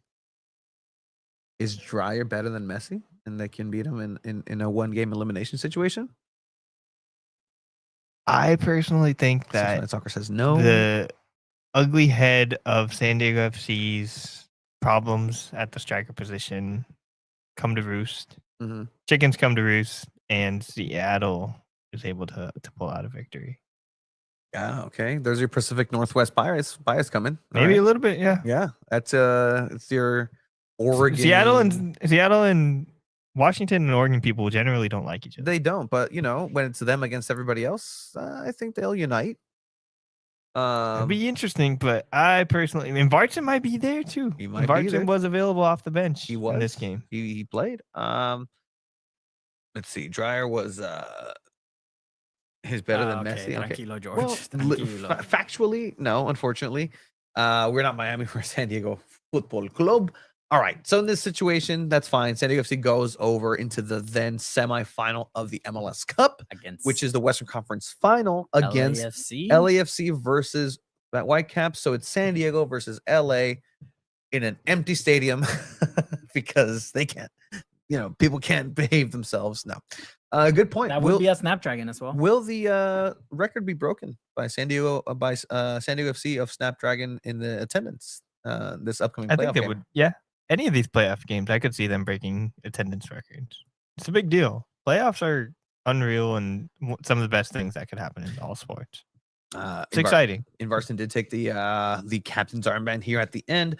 But yeah, I mean, an LAFC San Diego game. All right, let's. We'll use the other side of the bracket next week for the Eastern Conference. Does San Diego FC beat LAFC to then have a chance to become the greatest expansion team by beating the greatest expansion team in playoffs of the modern era? I'll add that because Mikey Vadas himself, his words, puts Chicago Fire over SDFC because they did win it in their inaugural season with 12 teams. I get it, but it's facts. FAX. That's something that we didn't even bring up. That's something that Mikey Vadas went out of his way to say during the midweek availability. I personally think this. Imagine that LAFC game, how packed and how that'd be insane, man. Those would be scenes, as the kids say.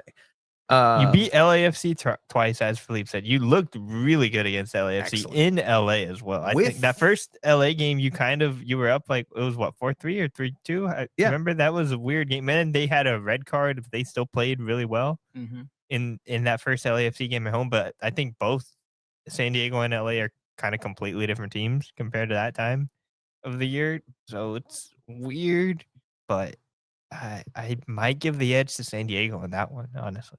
Wow. Not against Seattle. Not against Seattle. No, dude, Seattle, I really believe in Seattle. Seattle's looks really good. LA, but they have more experience in playoffs as well. 1-game sample. They are sharper than it's gonna be weird. Than when they first faced them. That's the thing, like it wasn't like it was Sun Human's first game with LA Galaxy, LAFC. He had been playing with LAFC in away games and playing pretty good. He had actually scored a banger of a free kick the game before he played SDFC. So it's not like they didn't play him at not knowing the names of his teammates kind of thing. But I mean, it'll be interesting. But yeah, Esteban says the Ric Flair to be the best, you have to beat the best. Winning it all. So I mean, pretty positive. So what you're saying, Chiva, is that San Diego FC will make the MLS Cup final. That's not what I'm saying. Okay, what are you saying then? You're saying that they lose to LAFC is what you're saying. Got it.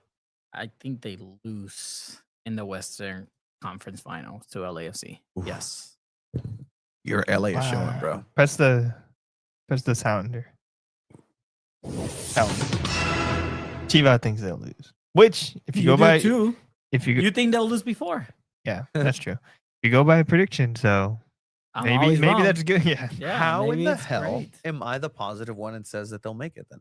To the Western Conference Final. Yeah, maybe I'm being a little hard on that Seattle game, but also I thought it was Minnesota, so I think that's why I'm like a little bit thrown off by that. But if it was Let's- Minnesota, I think they beat Minnesota. Seattle, I just Let's not inherently forget, have man, watched more like- games. I think I tend to believe in their play style and just historically how they're coached too. Their coach is really just an awesome coach. Yeah. And in a one game thing, I think they could eke it out. I also Alright. genuinely believe this city's cursed when it comes to sports. Well, I'm not just gonna mute you now. Curses are Curses are real. Curses. Speaking of curses, I watched Hocus Pocus for the first time. first time. one? The first one. First time ever. Like it? Thumbs up, thumbs down. For the time being, sure. I knew Sarah Jessica Parker was in the movie, but I thought she was the main witch the entire time. I'm like, wow, prosthetics were great in '93. Only to find out that it wasn't her. But now she kind of does look like her, like the real life. Anyway, Okay. And by the way, for Sarah both Jessica Parker's conference finals face. and conference semifinals, 2 15-minute extra time periods were played. If the score is still tied, penalty kick shootout. We are winning the Western Conference Cup and MLS Cup versus Iloski. Wow. In Philadelphia as well, by the way. Yeah, that would be Philadelphia. So You let's guys look would at the prefer to Supporters Shield play standings. Iloski in Philadelphia over Messi in Miami? We didn't say that. That's who Esteban believes will win in the Eastern Conference. Did you just put words in my mouth? All I'm gonna tell people is the flights are cheaper to Miami than Philadelphia. Do you think the hotels are cheaper in Miami? Yeah, there's more hotels. Oh, yeah, my too. chico. You know how expensive it is to go to the East Coast? Pretty pricey. Okay, Japan. I haven't been to the East Coast in You quite know a how while. cheap Japan is? Japan's cheap. And Japan might be cheap. cheaper than going to the East Coast, Yeah. honestly. and low-key racist. Historically accurate. Anyways, It's everywhere. We're living in America. dude. Come on. Historically racist. In America. historically. America. Everyone, we're all historically racist, It's man. Come on. wunderbar. How much are game tickets going to be? Huevo y medio. Yeah, they're going to be a lot. They're going to be a lot. All right. So, yeah. So, obviously, Philadelphia winning the Supporter Shield. They get home field advantage wherever they may roam. In their hearts, who high lives. Cincinnati, Miami. So, it wouldn't be at Snapdragon Stadium against Miami. Be in Miami, yeah. It would be in Miami. Technically, they so- don't even play in Miami, by the way. They play in like Fort Lauderdale. At this point, it's like the cities attached to the teams don't make sense. The Santa Clarita 49ers, the Mission Valley FC. Inglewood Rams, which actually sounds pretty hard. The Inglewood Chargers, We should call them Mission Valley FC. Mission Valley FC. Yeah. There was a question earlier on Instagram. So we're like, who's the best one? Rebels FC, Chula Vista FC, Albion. SD Inter is the only answer there. Your girlfriend's favorite soccer team. El Cajon Buffalo FC? Bills actually does that and sounds pretty badass. Buffalo Bills. Yeah. Okay. I didn't pick up what you were putting down. I apologize for that. I'm gonna talk Miami Or Cincinnati. Cincinnati's the most Vámonos a whack Cincinnati. location out of those three. Let's go to Ohio, guys. That's to the center of our country. Ohio's a cool state, I imagine. I imagine. No, fuck. There's probably nothing Yeah. there. Ohio State. You couldn't pay me to go to Ohio. Let's hear from head coach Mikey Varas. Cleveland, you don't want to see where LeBron was born, the greatest basketball player of all time? That's I'm a good. weird pronunciation of Magic Johnson. I like that. Magic Johnson. Great. I'd rather go Kareem to Philly, mine, where the honestly. greatest basketball player of all time grew up, Kobe Bryant. He was decent. Simon. Probably, if we were 2 numbers, Probably top 5. Kobe, probably top 5. Will Chamberlain, San Diego Punto Basketball. SanDiego.Futbol, basketball, Los Clippers. There's a 2 balls in a mic logo that has 2 basketballs instead of soccer balls. Yeah, there is. All right. Cool. So let's go ahead and we spoke with head coach Mikey Varas after this historic victory season. Excellent stuff from Mikey Varas. And we'll address a little bit of the comments, the elephant in the room of one Chucky Lozano. Ladies and gentlemen, we're back again, and now we're with head coach Mikey Varas. Mikey, just to start you off, amazing closeout of the season. Tell us your thoughts on tonight's result, and if you can give us a balance of the overall season. Yeah, I think, like I said, right after the game, these guys did something unbelievable, not just tonight, but from the beginning. Amount of commitment and quality and sacrifice, humility that they've shown. But tonight, I think there were moments where the team was just unbelievable. And we showed that away, home, we are who we are. And we always go after the game, and we always believe in the best. And then as overall, like it's a moment to celebrate. I hope all of San Diego feels it, because these moments are never guaranteed to you in life, and they're not easy to come by. And I think we said we wanted to be a reflection of the community, and we really meant it. And that's about putting in hard work and being creative and taking risks. And making a lot of sacrifice, and really proud of these guys, really proud of the staff, everybody who's involved, really proud of the fans. You know, they've been with us since day one. They were in big numbers here. All of our partners. Is just an incredibly humbling project to be a part of. And now we ask ourselves, what now? Because we're hungry for more. We'll go to questions from Tony, and then we'll be followed by Karthik. Thank you. Congratulations, Mikey, on a fantastic season. Could you just go ahead and walk me through the game where you saw Pellegrino on the left and then Bear doing a great job up top as well? What is this team preparing itself for now in playoffs, and what are you seeing from the players now as you are ready to choose your first 11 in playoffs? Yeah, nothing changes. I mean, I think our super strength is we've kind of decided who we wanted to be from day one, and we've just stuck to it. And so staying consistent is really important. Training well, training matters. Every single training will be really important. And just making sure we do everything we can from a process standpoint to put ourselves in the best position to win games. And that's all you can do. We want to have a no regret mentality. And that's how we started the preseason, and that's how we'll continue going. And then in terms of these two guys who have integrated a little bit later than other guys, I think they've done a great job and started hitting a little bit of rhythm recently, especially Pele, making some massive plays for us. But we have a big squad. This is something I told the boys yesterday when we had to talk about the roster, and we got good players out of the roster. We got good players on the bench who don't get to play, and that's an amazing feeling for a coach, because it means that we have a competitive environment, and they push each other in all the right ways, and I just love being part of the project. And then at the end of the final whistle, you were standing to the side watching your group of players gather around for the results of the Vancouver match. What was going through your mind as you're seeing this group of individuals who you've fought with alongside this entire season just enjoy that moment? I'm just thankful to be a part of the project, and just contributing in any way that I can. And but I feel the same way about the players as I do every staff member, everybody part of the business team, the fans that show up every single game, and just the broader San Diego community. Like, it's just a wonderful project and community to be a part of, and I just feel very fortunate to be here. Thank you for your time. Congratulations again. Celebrate these moments in life. They're milestones that nobody can take away from these guys and every single staff member, and every single fan. You can't take that away from us. And so it's about celebrating these accomplishments, resting, recovering, and then getting back in. So right now it's about celebrating. It's an amazing feeling in the locker room right now. Awesome. And then the second one, Chucky didn't come on this trip. It doesn't look like didn't play. What's his update?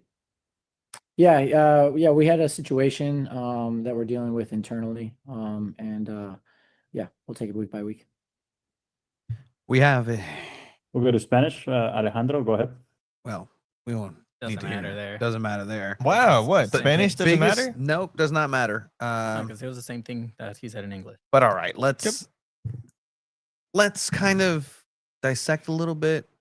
The thing about Mike. Great job by Karthik. Karthik to ask the question needed to be asked. Honestly, I thought you were gonna go next. That's why I was like, go, Yeah, because you I were was gonna be in supposed to ask Spanish, it. and I was gonna ask that in Spanish, but But shout out to Karthik again for getting that out there. But all right, this is the it's an amazing. It doesn't look like didn't play. What's his update? Yeah, we had a situation that we're dealing with internally, yeah, we'll take it week by week. This can mean everything and absolutely anything, or nothing, or nothing. No, it's everything. something. Has to be something. Well, Mikey Vadas said there was a situation, so for sure, an event, a catalyst, something happened for him not to be there. Situation's different than incident too. True. There's an accident, incident, different kind of version, situation. Let us know what you guys think in here in the comments. Yeah, we have a situation. Last time he said something like this was when Iloski was out the door. Mikey's not necessarily, I don't want to say to a fault, like I'm great, but he's honest and he doesn't sugarcoat things. And I mean, direct. Yeah, go for it. There's the ability for him to just no comment this as well. Has he ever no commented a question? I don't. Probably my fourth time asking about VAR. Yeah, that's probably the last. Maybe. Yeah, the no comment thing. But yeah, it's definitely something for him to say. Yep, dealing the situation internally, they're dealing with it week to week. My first thought is like, oh, probably you away with the national team. Things like that happen. Wouldn't have been surprised if he didn't play any minutes but was on the bench, you know? But to outwardly say dealing with it internally. What are you dealing with internally? What is going on? What is happening? It leaves a lot of questions that I think people have, which is completely fair and valid. And I think people are going to ask those questions come next time Mikey Vadas is available to media. Yeah, and that's going to be later on this week, and for sure, I do have a couple of sources though. Oh, not that one. Which one was it? Great sources. Damn it! Good. I love that actually. You know what? That's a new soundboard for that one. Where a couple of sources confirm that this is a situation for sure. But it does have to kind of be on the side of a disciplinary side of a team aspect, I guess. So what the actual event, what the actual situation, or situation was, Wait, it's not necessarily clear. Winning right now, Fairy Godmother. Who's your source thinker? I ruined that. Thanks, Abe. It comes from so you're telling us that your sources. You can. How about you tell us what the sources say, and then Chiva and I react. So disciplinary. This is for disciplinary reasons that he was not with the team. Correct. Disciplinary reasons, according to your sources. According to a couple sources, that's kind of where this led to this decision. It's an internal thing. They're dealing with it internally, but does that make it feel any better than, hey, it's an injury? Because there was a moment where people were pointing out that in the Mexico game, he came out hobbling off. Yeah, he comes out hobbling off every game. That's true. That's very true. If it's a disciplinary thing, two things come to mind. One, he did that interview with Faitelson, where Faitelson asked Chucky Lozano, hey, if Chivas or America asked you to go with them right now, would you say no? And he did say he wouldn't rule out, he wouldn't want to close any doors. Yeah. And that also gets a reaction when players speak like that. If you're San Diego FC, you're absolutely delusional if you think Chucky Lozano is going to retire in San Diego FC. He has every right to say, I'm not going to close any doors. Everybody also, didn't you ask him that question? I asked him that his first press conference ever, if this is the club, his last club, and he said the same thing. Like, don't close any doors, and I'm here now. Which he didn't say to Faitelson. Hey, I'm here in San Diego FC. I'm making a playoff push. I'm actually focused on the team here. And that's my answer to that. He said he wouldn't close any doors. Like, if he would have said the words like, oh, that's like, yes, I'm So down, is that like, enough to earn him a sit your ass down, don't travel to Portland? No, it shouldn't be. Okay. Yeah, so I don't think that's what it is. But what if it was? Then what does that speak on the club? Yeah, but I don't think that's what it is. I think that's speculation.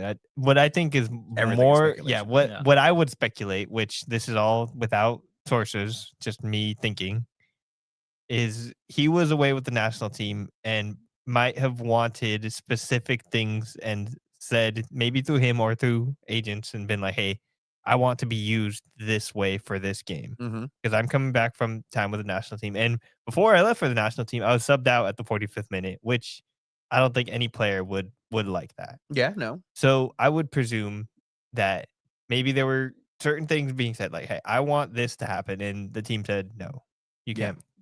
And drew that line in the sand for a star player to say, no player can tell us what to do. That's complete speculation on my part. Yeah. That seems like what I would presume would be something that would garner disciplinary action. But we also don't know what's happening on the field or in these conversations, in these back rooms and stuff. Can I go with my speculation? Yeah. Wait, to answer this comment, that's not it. Mikey's has said that they're going to go all out every single game. If that's the case, then you would probably want to rest Dreyer over Chucky. And he would be on the injury list. Then he would have to be on an injury list for sure. My speculation is if Chucky did come back to San Diego, right? If he made it back, I don't think anyone's seen him in San Diego since. Hasn't been on social media. Was he at training? Like in the videos, the training videos. Was he at training? Can you recall before? I wasn't looking super hard for him. I'm trying to think if I saw him or not. I don't remember seeing him or not seeing him, so I'm not sure. Yeah, my speculation, if he is back at training and, you take him out of the 45th minute, he just played with Mexico, he may have made some comments during training that coaches may not have liked or not respectful comments and thinking he's above the club. And this happens across all teams. It's happened so many different times. And Mikey especially with star players. And Mikey said, you know what, dude? It's getting to your head. Like you're not above the club. I'm gonna send this message. And then Chucky goes on Instagram and posts, it's more than just one club, like blah blah blah blah blah.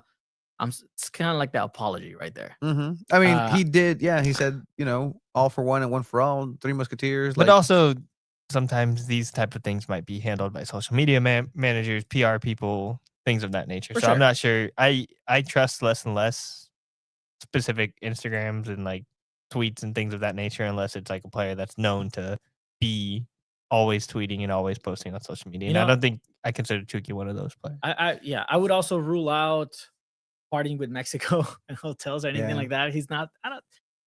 Based on his, he's a family career, man. Yeah, he's not that type of player. Usually we hear about it when there's those Marco type of Fabian players. is not in the selección anymore. Like Gulli Peña's not there anymore. Check out the Empire Strikers playing San Diego Sockers on their opening night if you want to check out Marco Fabian, I guess. So I think that's what it is. Tony, do you have any speculations? I mean, my sources also point out to it not necessarily being an injury. It's again that disciplinary side of things where we're not in training, we're not in these planes flying, the dynamics, but it wasn't a decision that was made because of Chucky. It was made for Chucky, and that's just what it is. And what do you mean by made for Chucky? Like it wasn't one of those, I'm not gonna play over there. No, let me. I'm gonna make the choice for you. You're not gonna travel. Let's go ahead and take our time. At the end of the day, what's the worst that happens? We rest you for a day. We rest you for a match day. We don't need you. We had to clinch the playoff spot. Yeah, we have to clinch. We have everything ready. Pellegrino is gonna go ahead and get some minutes. Baird opens up a different situation. This is an opportunity for Mikey Varas to go ahead and now try something new. And there you go. And will we see Chucky Lozano? Because the thing is, he was one away from a suspension. Doesn't that end at the end of the regular season though? That wouldn't transfer over to the playoffs. I don't think. I don't know. We didn't know it receded. So. It didn't recede. We were right about that. Yeah, we were.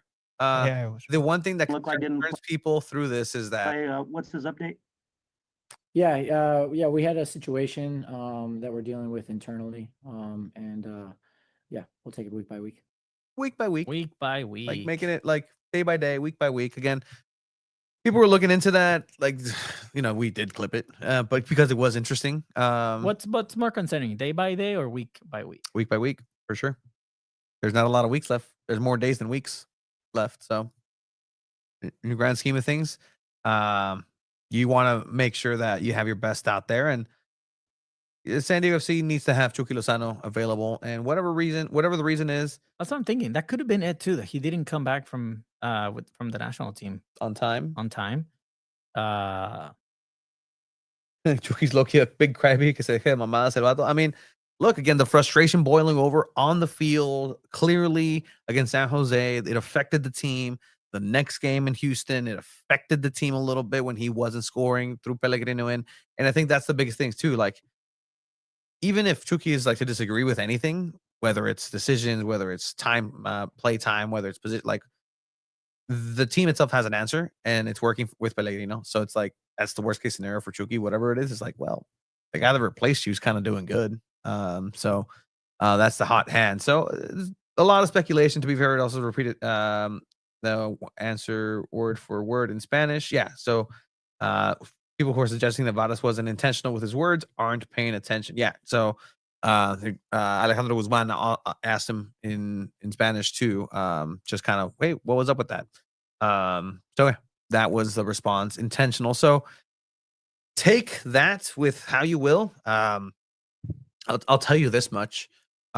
Just in general, like, at the beginning of this season, we were actually contacted by the club because our reporting, quote, hurt the team. Sorry for SDFC for hurting the team. That reporters are allowed to report, and shouldn't be sorry about that. I'm not sorry about that, because clearly the hurt the team placed them in first place for the West. So sorry for hurting the team, but that's what we do. If anything, dude, that could have your reporting there could have led to Mlanovsky. Like, there's a whole ripple effect, snowball thing. If you really want to do if you looking back on the story of the season, I think if they were to make a documentary years in the future, you would be on the documentary. Oh, that's so nice of you. You know what I mean? They always interview the one journalist that's got like the glasses and is old and is kind of like, man, I've been covering San Diego soccer for years. The old grump. You know what I'm talking about? That's always in those documentaries and stuff. And then it's like, and then at the end of the season, there was a situation with Chucky Lozano. And then you hear the person off mic, like, so what happened with Chucky at the end of the season? And then like you just hear a big sigh from like, well, you know what I'm talking about? It starts with Corey Hertz talking San Diego loyal. it's a Ken Burns documentary. Where it's well, I'll tell you, I was there in 2021 when the soccer movement really started, but it wasn't until 25 where MLS really came in and showed us little guppies here in San Diego what soccer's really about. I don't know where that accent came from, but that's on the documentary. Tony is definitely Bernstein, by the way. He's not Bob Woodward. I'm like, what are you talking about? And that's all the comment. Who's playing Chiva in the mockumentary? Who would play you? Well, someone with an accent. I mean, that's easy. I mean, Dr. House is British, so nothing in this world is real. So, okay. Did you know that? Hugh Laurie was Brit? No, I did not. Dr. House is British? I don't even know who Dr. House is, if I'm completely honest. Sounds like it's before my time. It 100% was, but wow, that's just hurts, actually. Yeah, sorry. Wow. Danny Trejo. Danny Trejo for Chiva? There's Danny Trejo interviewing fake Mikey Vadas. Hey, where's my boy Chucky at? Where'd you put Chucky at? Hey, where's Marcus Varson, huh? I heard he got injured. All right. Andres Reyes is oh, what the Andres Reyes, homie? Pachuco. No, Pachuco, no, it's El Chucky. All right. Diverging. We have a lot to talk about because there is a series of 3. The next time you hear from us, we'll be recapping the first game for San Diego FC in playoffs, which is coming up this Sunday. And by then, we could completely forget about that whole Chucky. 100%. And this may be a zero factor unless it keeps going. For sure. So check out the full interview post-match with Yepes Ferskov as well, who complimentary of his team and his efforts. Kind of new to this whole MLS thing. He did say that this is the funnest season he's ever had. Like, just playing professional soccer. Like, it's, because he's playing. He was on the bench for FC Northland. Yeah, I mean, but you know what? I mean, any team that's winning and winning their conference and playing at a high level all season, and he's a captain too. I'm sure most San Diego FC players would tell you they're having a lot of fun this season. Maybe not Chucky, but that would actually be Felipe Esparza for me. Yeah, I mean, we used to have the same hair. Yeah. You know Felipe Esparza is? Yeah. At this point, dude, that was insensitive, but okay. That's the name of the podcast, no? I know what cochinadas. But look at that. You look like a baby in these pictures. What happened to that hair? So you're saying it went away, clearly. Fuck off. Where is it? That guy. Felipe Esparza. He's an American. Yeah, he's an American. I actually got proof. Yeah, I actually got that passport stolen, and I'm upset because it was one of my only pictures with that long hair. I know people were alarmed right now when they saw that. Like, what? Can I play Tony in a movie? Philippe, you can play all of us, like on an Eddie Murphy, Nutty Professor situation. You can play every character. Cuauhtemoc Blanco as Abe. Okay. Faitelson plays Tony. Okay. That'd be great. Faitelson would really like take the role for himself, and I think that would be you would enjoy that. Yeah, it's a very unique interpretation. Yeah, let me see that. Don't put it on camera because you know. It's my... Wow. Sentry, you guys get a card. I've been waiting for 2 years for my shit. Dude, so I completely forgot about this, but I applied for it in like 2019, but I didn't get it until like early 2020 because there was a government shutdown at the time. So it delayed everything. So now there's a government shutdown right now. So if you are applying for a Sentry, it's definitely going to be delayed. This fool looked like a backup guitar for Manu. Well, I was actually a backup and a backup guitarist and a manager for a band called Interscape, which is actually the name of the song for our next segment. That wallet is too big. You're getting bullied by Gustavo now in the. Oh, my wallet's too big. Oh, I'm sorry. My wallet's got too much in cash. it. Sorry. That is the best compliment I could ever get. Your wallet's too big. Sorry. Hey, do you ever worry about your back, bro? Come on now. What, people say that, like, is that a real thing? Like, it is. It actually messing is. with your equilibrium. I don't, because it at least with your, it does. Like, but you have to be okay. on it for a while. I guess I'll use some of this money. Why do we pay you? We don't. I just like cash. We don't have to. AI can start doing it. I'm a cash guy. I don't love paying in card. Wait, were you really in a band? Yeah, sure. I know 619 Soccer. Guess what? Anything else for San Diego FC right now? No, that's all. Yeah, playoffs gonna be exciting. Unfortunately, I will be out of town, but you guys will be doing a great job covering it. Absolutely. I look forward to watching the coverage from afar, seeing what's happening, seeing what it's like to. I'm gonna try and ask some people in Mexico, what do you think about MLS? Okay. That's a chingadera. Acá está jugando el Chucky. It's like, oh, did he play this weekend? No, he's fighting with the. No, that's I don't think. I think Chucky Lozano is going to play this weekend, but it's going to be interesting if I have to talk about it. Yeah, make your nachos lopsided with that. Sentry's the best card ever. 50 minutes across the TJ complimentary TSA pre-check. Yeah, that's the best part too. TSA pre-check. But I heard TSA is like horrible right now. I'm flying Volaris, so don't have to worry about that. I'm sorry for that. All right, so Volaris is great. You guys, people complain about like Volaris airlines. nice. Dude, I've never had a bad thing on any airline ever. Like, it's really not that big a deal. Yeah, because you fit in all these. Oh, man, maybe that's why. All right. Yes, Philippe, I was in a band. And Wave. Time to talk This Wave. is actually the song, one of the songs. This is called White Orchard.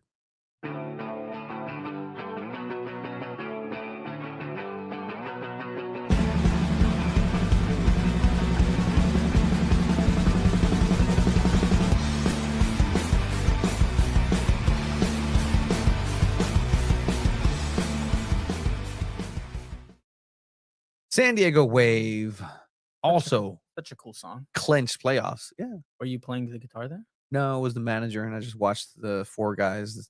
I played at It was the Mikey Varas of just on the sideline. He was in approval, like the Paul Buckle of the meat what's it called? shield. It's called Interscape. Interscape. I was gonna say Interlobe. Are they or still Interlobe. together? No, Interscape. that was it. No, The Paul Buckle of the Paul Buckle of Interscape. Yes. I played at Soma. one time that's on cool. on side stage, and Foster the People were actually we Oh, opened for wow. Foster the People. That's awesome. Back in the day. Anyway, SanDiego Wave played at Snapdragon, and they put an ass whooping to the worst team in NWSL, which is Chicago Red Stars. Just the Stars now. They dropped the red, which no, the Reds just because of the blood from the 6-1 beat down. Very weird way where I type to find them, but hands down the greatest performance, goal performance, for margin of Wave. victory, best everything. You beat out the best half. I think that's where my brain was headed. Is 4-0 first half, best half of soccer Wave have ever had. That's where what I thought was going to be the story of the night, and obviously clinching playoffs. But yeah, 6-1, crazy. It's pretty good lineup too. You could argue some of the positions here. Maybe I think you probably would prefer Savannah McCaskill. She's out with injury, obviously, but like maybe Trinity Armstrong. Kennedy Wesley got a call up to U.S. Women's National Team. Yeah, she did. Like Good on her. The senior national team too, as well, which is quite a big deal for her. Good for her. But would you prefer Trinity Armstrong over McNabb? I think McNabb has the experience. She recently scored against in the game against Utah. Like it's working for her. She did score on this one. Part of the back line in front of Captain Kaylin Sheridan, Pearl Maroney, and Hannah Lundqvist. The left back and center back duo for SanDiego Wave is be getting physical. Like they are playing some strong soccer on the defensive end. Hannah Lundqvist also getting part of the goal scoring festival. It's a Super Saiyan bargain sale, a goals bargain sale. Lorena Fosser, Kenza Dali, and Gia Corley in the midfield. Cascarino, a resurgence of Cascarino for sure in the last couple of weeks. Kimi Ascanio and Dudinha up top as well. Great. Dudinha has also been playing really well. Dudinha has been adapting really good in the last couple of weeks for SanDiego Wave, and it's probably now showing that skill set that we all hope to see her as a Brazilian winger coming on, right? And I think again it's a strong lineup. Facer also got a call up to the French national team as well. So yeah, it's a solid lineup. And I mean, the game starts, and it's not too far off where actually SanDiego Wave almost concede immediately, 20-some seconds into the match. Good stop by Kaylin Sheridan. And like the first minute, my first thought is gonna be one of those nights. Yep. What do you say? The fastest Kaylin Sheridan from we've ever Craig heard. Elston. Kaylin Sheridan. Great stop. Terrible shot. I mean, come on. Like literally right at her. Yeah, no, good cut. Not Dali. I think Dali retired from the national team, perhaps. If not, no, it's fine. Foster has been looking good. Abe, you actually noted that she's going to be an important part when you asked Jonas Eidevall after Utah, like, hey, is she going to be part of this team, long term? And it seems like she is. The first goal contribution here by Dudinha. Cascarino, that might be a handful. 7th minute. Malum, Dudinha. Makes a move, Dudinha shoots, Nair tapped in, Cascarino! Good for a stop by Listenaire too. I think it shouldn't be forgotten. Listenaire retiring from national team as well. Speaking of retiring from national team, one of the great American goalkeepers right now. Good initial stop, but yeah, finally for the Wave having someone on the back post. I think they've just been kind of missing that generally this season, right? Like it always looked like there's just either no one there for that rebound, but Delphine Cascarino, right place, right time. Perfect touch as well. Exactly what a 9 should be doing. Then they also have a 9 problem over at SanDiego Wave. We noted it. The grass actually looks good compared to last year. The pitch looks excellent. They've been doing a fantastic job. But SanDiego Wave kept pressing on and really showcasing this offense. And we'll get to Jonas Eidevall's comments that are very appropriate to what it is. An unfortunate bounce, an own goal. It's still a goal. You still created a chance. But right now, SanDiego Wave looking the best it's looked offensively. I don't care if it's the worst team in the league. They're making it happen. That definitely matters, though. I think does. that context is important because your last win was against Utah, right? And then now it's Chicago, two of the teams that are lower on the totem pole in the NWSL. So it'll be good to see how they look against Kansas City, but at the same time, it's going to look a lot different. But yeah, this goal by Dudinha, I think, probably for me was the best goal of the night.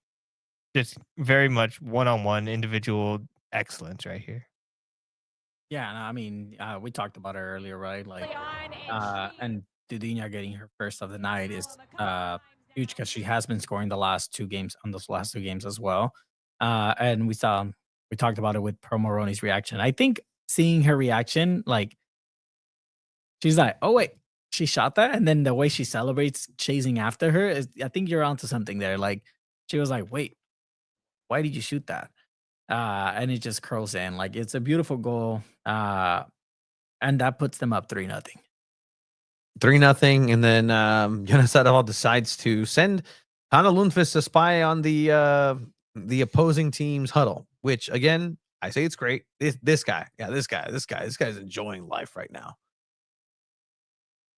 Dudinha soaking it all in, just knowing that this is what she was brought in here to do, to unlock this offense and really be a focal point. And teams at this point may not want to face a hot Dudinha and SanDiego Wave. Am I wrong, or since they parted ways with the assistant coach, they won those 2 games? Yeah, that is true. Since 100%. Jack Jensen left, they've won these last 2 games. That is a fact.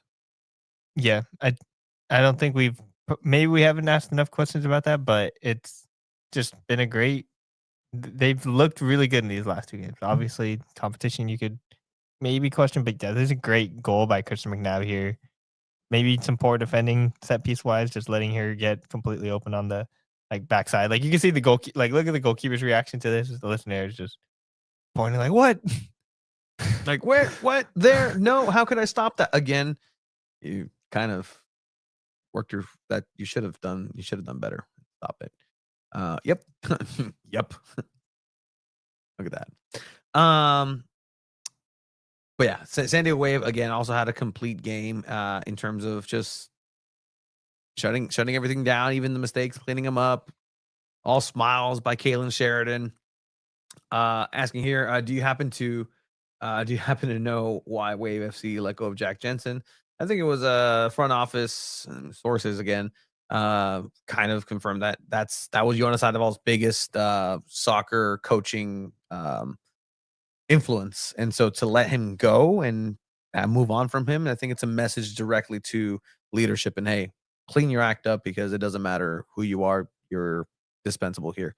But Kansas gets another goal for Wave here, and it's that duo of Kimi Ascanio with Kenza Dali that we've seen throughout the season of how great it can be, but then it's called offsides in this one, I believe.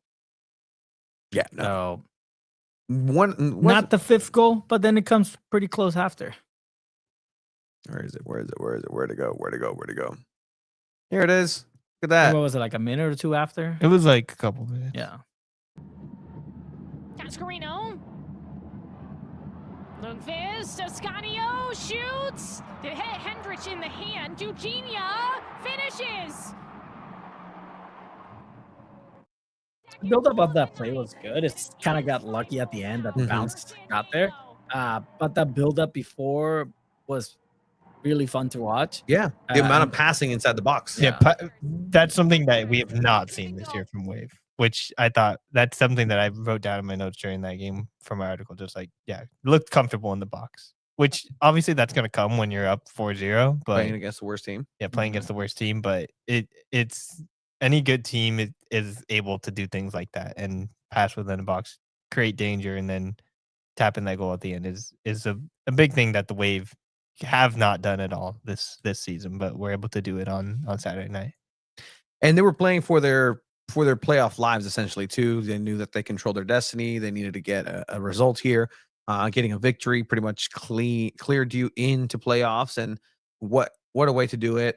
Still letting in a goal, but you know what? It's a good, well-worked goal here by Chicago.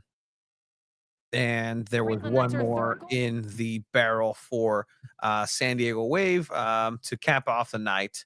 6-1. Was this the goal? Yes, it was. ¿Dónde estás? It was only right for Ken Sadali to score a goal. Roby was calling for it. Back to Ken Sadali. Rips a shot. Dali! Yes! And the more you're going to see Dali score is just her taking shots. Like I think she understands now, like, all right, I need to take shots and balls will go into the net. And even though they don't go in, they might be rebounded and somebody has to finish it. But creating chaos and finding opportunities. Ken Sadali winning Player of the Year for the San Diego Sirens supporters. She was very, very grateful for that. She actually did a post on Instagram dedicating it to extra the Sirens. little statement. Awesome. I thought that was also really cool out of Ken Sadali. Is there anyone else you think deserves Player of the Season for San Diego Wave? No. It's got to be her, right? It has to be her on every mark. If Cascarino was playing at the same level she was before the international break, then maybe Cascarino. But Ken Sadali has just been on another level. Who has been the worst player? Adriana Leon. Oh my gosh, Adriana. How do you win 6-1 and you're number 9? Your striker doesn't get one win. Are you kidding me? Roby, Leon against Mayor Leon. Terrible. Pikachu was even like, just slap macking his Came face. out of the game without any injuries. I can't That's believe it gonna be either. a big thing too. Pika. That's insane, man. I think Adriana Leon has been the biggest bust for San Diego Wave this season. And she scores every time she plays with Canada too. Is the funniest part. Hey, maybe soccer just isn't her sport in San Diego. Maybe stick to roller hockey. Adriana Leon and Tomas Angel must have the same training coach. That's funny. So with that, San Diego Wave and that victory, they go on and they clinch playoffs.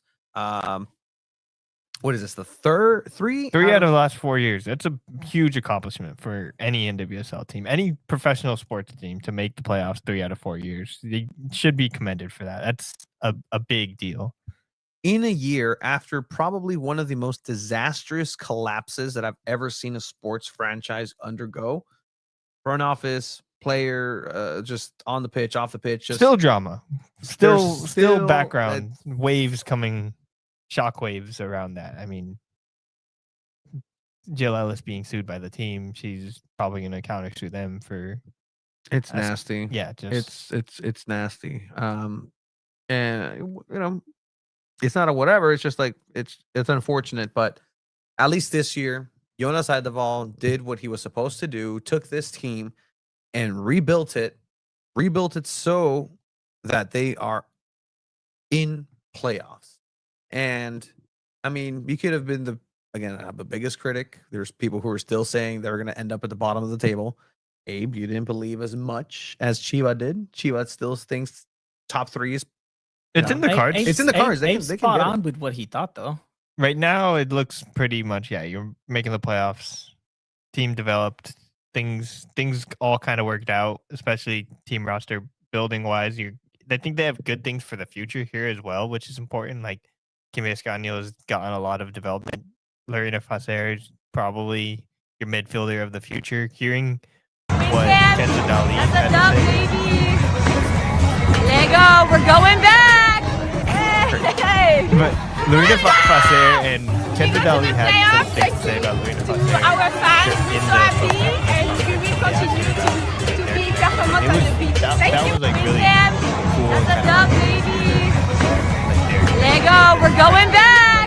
Hey. Ken Sadali Let's playing go!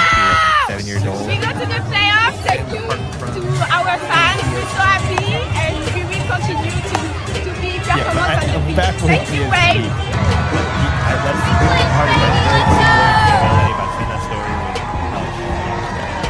but like probably a much more it sounds like a truly deep connection as well. Thank you for your support. We are glad to win tonight, and let's go to the playoffs. Let's go, San Diego. For them to do that together, San Diego! help her development in America. Ken Sadali's so that's a dub, baby. Lego, we're going back. Let us know. Hey. Let's go! That's fine. Oh, you got the video. Video's got drawn. Damn up. it. No, it's all good. It's okay. Basically, Lerda Facer is going to be super important to the future of this team. 100%. All right. Let's go ahead and finish it off. Can you still not hear Abe? Testing 1, 2, 3. Testing. Can the people hear me? Testing. We're Abe. talking and we're seeing. Is Abe here?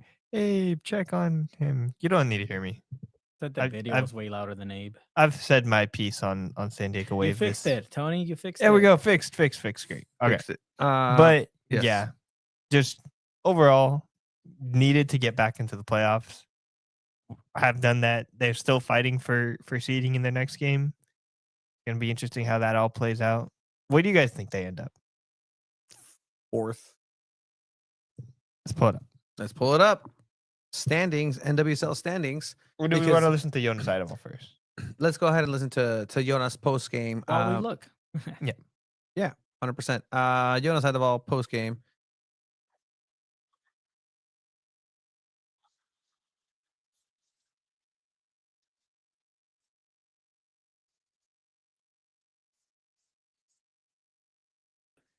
Both in the game against youth and now here is been like how we can combine having good balance in our attack so we don't get countered on, but still being able to put real attacking threats up front. And I think it really gives us that when we can play with 2 wide forwards like I think Pellegrino and Dudinha, because we get 2 really good 1v1 players that can operate both wide. They can go around to take crosses, they can go inside to shoot. It gives us a lot of variety, and while we've sometimes either been stuck on the right side or been only able to do certain things on one side, I think it gives us a lot more variety in the way that we can attack, and I think that looks really good. I think we, as a team, pressed really well today. We forced a lot of turnovers for Chicago. That's not only 1 or 2 players, that's the whole team. And I think we showed good patience and quality in our build-up, where we could be calm, they could end up chasing the ball, and from there on, when we find a free player, we really changed gears and had some fast attacks. So all in all, an important game for us. It was a good night. It was nice to be able to go back and both score a lot of goals and also win here at Snapdragon. Like, it was definitely the way that we wanted to finish off the season at home. And a good way to end before we go to the international break and a long run of games. And ultimately here now we met and qualified for playoffs, which was our initial goal of the season, which is really nice and a compliment to everyone's really hard work and effort doing that. And now we kind of look forward and ahead and look for the next challenges that come. And then how can you build on that consistency now moving into this final game of the regular season, into the playoffs? How do you build the consistency on the squad, especially with that international break?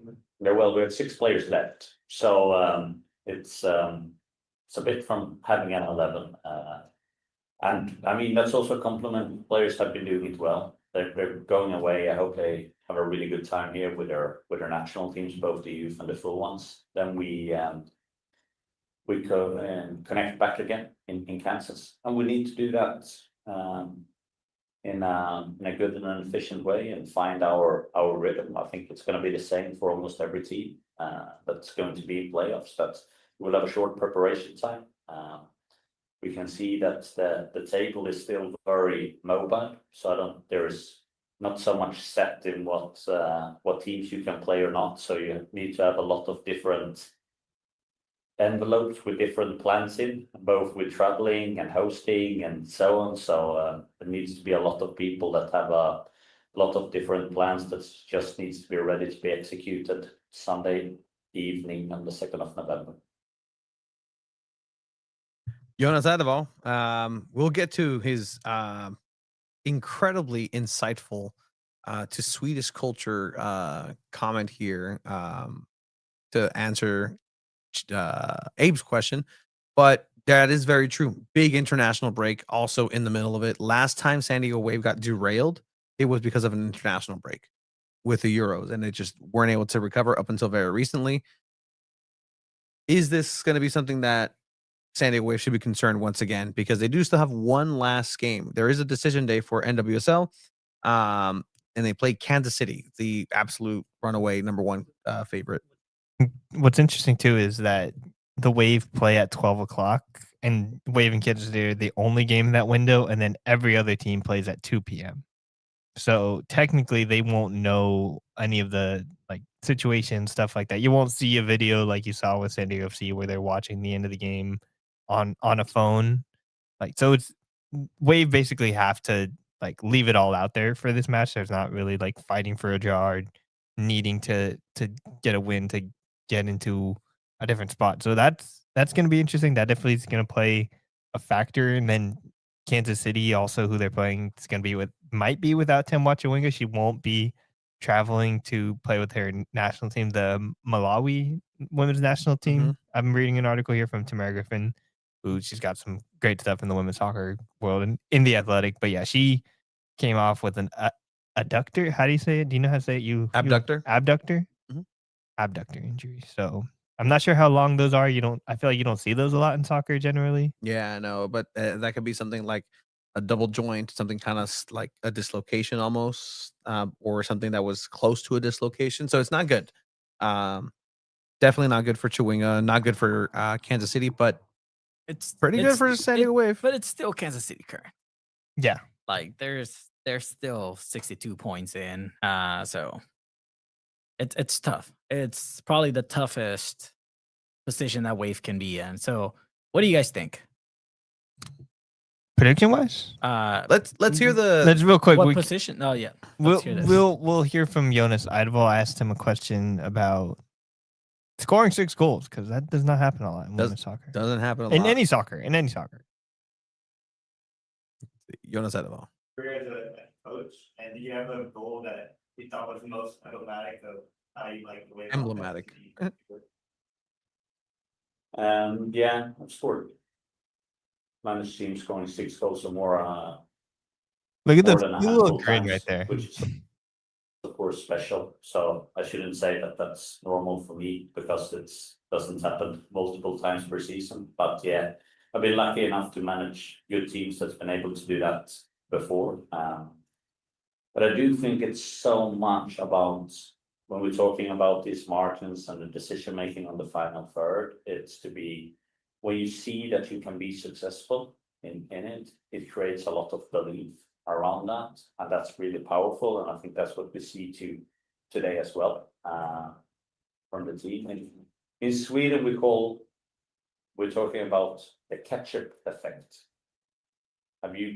Is that an American thing? No, so you know the old school ketchup behind bottles, the ones where you had to turn around and you had to do, and what usually ended up happening there was that nothing came, right? And then the whole bottle came out on the pasta. That's the ketchup effect. So that's what's happening today with the goals. We've been hammering on that bottle for a couple of games. and now it's released. So now you guys learned something new as well. Yeah. I love Jonas's post matches. The ketchup effect, the old school Heinz ketchup bottle. The only red card here is he mentioned that he put it on pasta in Sweden. Did you hear that? Yeah. Pasta and ketchup, which I can imagine pasta's ingredients, eggs, flour, mix those in, pasta. Tomato sauce. Well, I'm just thinking just pasta, like just regular, nothing, just raw, not raw pasta, but just like cooked pasta with ketchup, and that's the only thing instead of marinara. Because again, that's that. Just like a tortilla, flour, con huevo, and you put ketchup on it, is a breakfast burrito. I'm just anti ketchup in all regards, so it's hard for me to imagine ketchup on pasta. On all things? I don't like ketchup. The smell of it just grosses me out. I'm fine with tomatoes. I love tomatoes. Are you sniffing ketchup for? Just the smell of it. Like you know what it was? I think when I was a kid, my cousins and one of my cousins and sister were like, they knew I didn't really like ketchup, so they like kept like bringing it near my face and were like annoying about it. Like, oh look, ooh, and like that might have like given a little bit of trauma, and anytime I think of ketchup, I kind of think about that. But Philippe with the culturing us spaghetti, ketchup, chopped hot dogs, and Velveeta shredded cheese. Good old Pinoy spaghetti. That's definitely where I've heard it from too. I've definitely heard my girlfriend tell me about. Well, let me tell you something. It's like a Jollibee thing. You go again. Spaghetti from Jollibee. We both got conquered by the Spaniards. You guys did it for a little longer, and like there's some things that were lost in translation. One of these things is sweet spaghetti. I can't get on board with that. You ever have it? I cannot. I've had it. Yes, I can. I've tried it. I cannot get on board with sweet spaghetti. And you know what? The Pinoys, the Filipino culture, beautiful culture. Calamansis are great. Like sure, like chicken adobo, fantastic. It's whatever. Like we can go through that. I just won't go to balot, and I won't go to sweet spaghetti. Jollibee's great though. Just not as a side. Sweet spaghetti. Do you have thoughts on sweet spaghetti, Chiba? Or any thoughts on SanDiego Wave in the post match here? 6-1 destruction of I mean, Chicago Red Stars. It's a while till they play their last game. I believe it's going to be in November 12th, if I'm not mistaken. There's an international break. But they are going to be facing off against the toughest team in the league. Everything points to them losing this game, right? And we'll do predictions as we get closer to that game. Because you're going to surf a wave. I mean, we could potentially tie and do a penalty shootout for it. But anyway, or you guys both surf. Or we both surf in Imperial Beach. If you guys both have last place, maybe you should both face the punishment. Well, maybe we're both second place and we show more consistency, and the outlier is the one that surfs. The winner? Yeah. Is the winner the outlier? Is SanDiego FC the outliers in the Western Conference? They are. You're walking they are. too. That's enjoy the little walk. They do have the same amount of points. They went by wins. It is interesting to note that most leagues around the world would go by goal differential, right? Yes. So technically, if this were most other leagues, it would have been Vancouver. November 2nd, segundo. Yes. Take a 10 off of that. If Chewinga is out and Dudinha gets cooking, I can see a 2-2 tie. All right. So they can end up in third place. They can end up in sixth place, I believe. Seventh place. Where Gotham is. And look, at the beginning of the season, as you told me, Gotham's going to be below SanDiego Wave here at this point in the season. You would think I'd be speaking malarkey, speaking crazy. The tie is good, but I expect to win. I'm playing against their B team. What do you guys think? If Chewinga getting injured tells any coach anything, it's that you need to be careful. And I'm sure all of those players kind of probably feel that too, especially if you're playing a game against Houston and then they're playing for their lives and one of your best players get injured. That has to do something to you mentally, I think. But Kansas City's been such a good team, and Latko Adamowski is one of the great coaches in the NWSL. Obviously didn't have very much success at all with the women's national team with the U.S. women's national team, but I think I'd probably still expect the SanDiego Wave loss, honestly. Ooh. 2-1 out of Kansas City. That place is a fortress too. That's a truly soccer-specific stadium. I don't know if you've watched any games. I have. From that stadium. It's truly soccer-specific. It's like looks like that color of blue. Is that blue? What would you call that color? I don't know, but it's a cool stadium. Teal. Cool stadium right there on the river, on the current. You can technically kick a ball out and into the water. That's actually pretty cool. It's only happened a couple times, but all right. So 2-1 for Kansas City in my opinion. Oh, I mean, we're not doing predictions right now.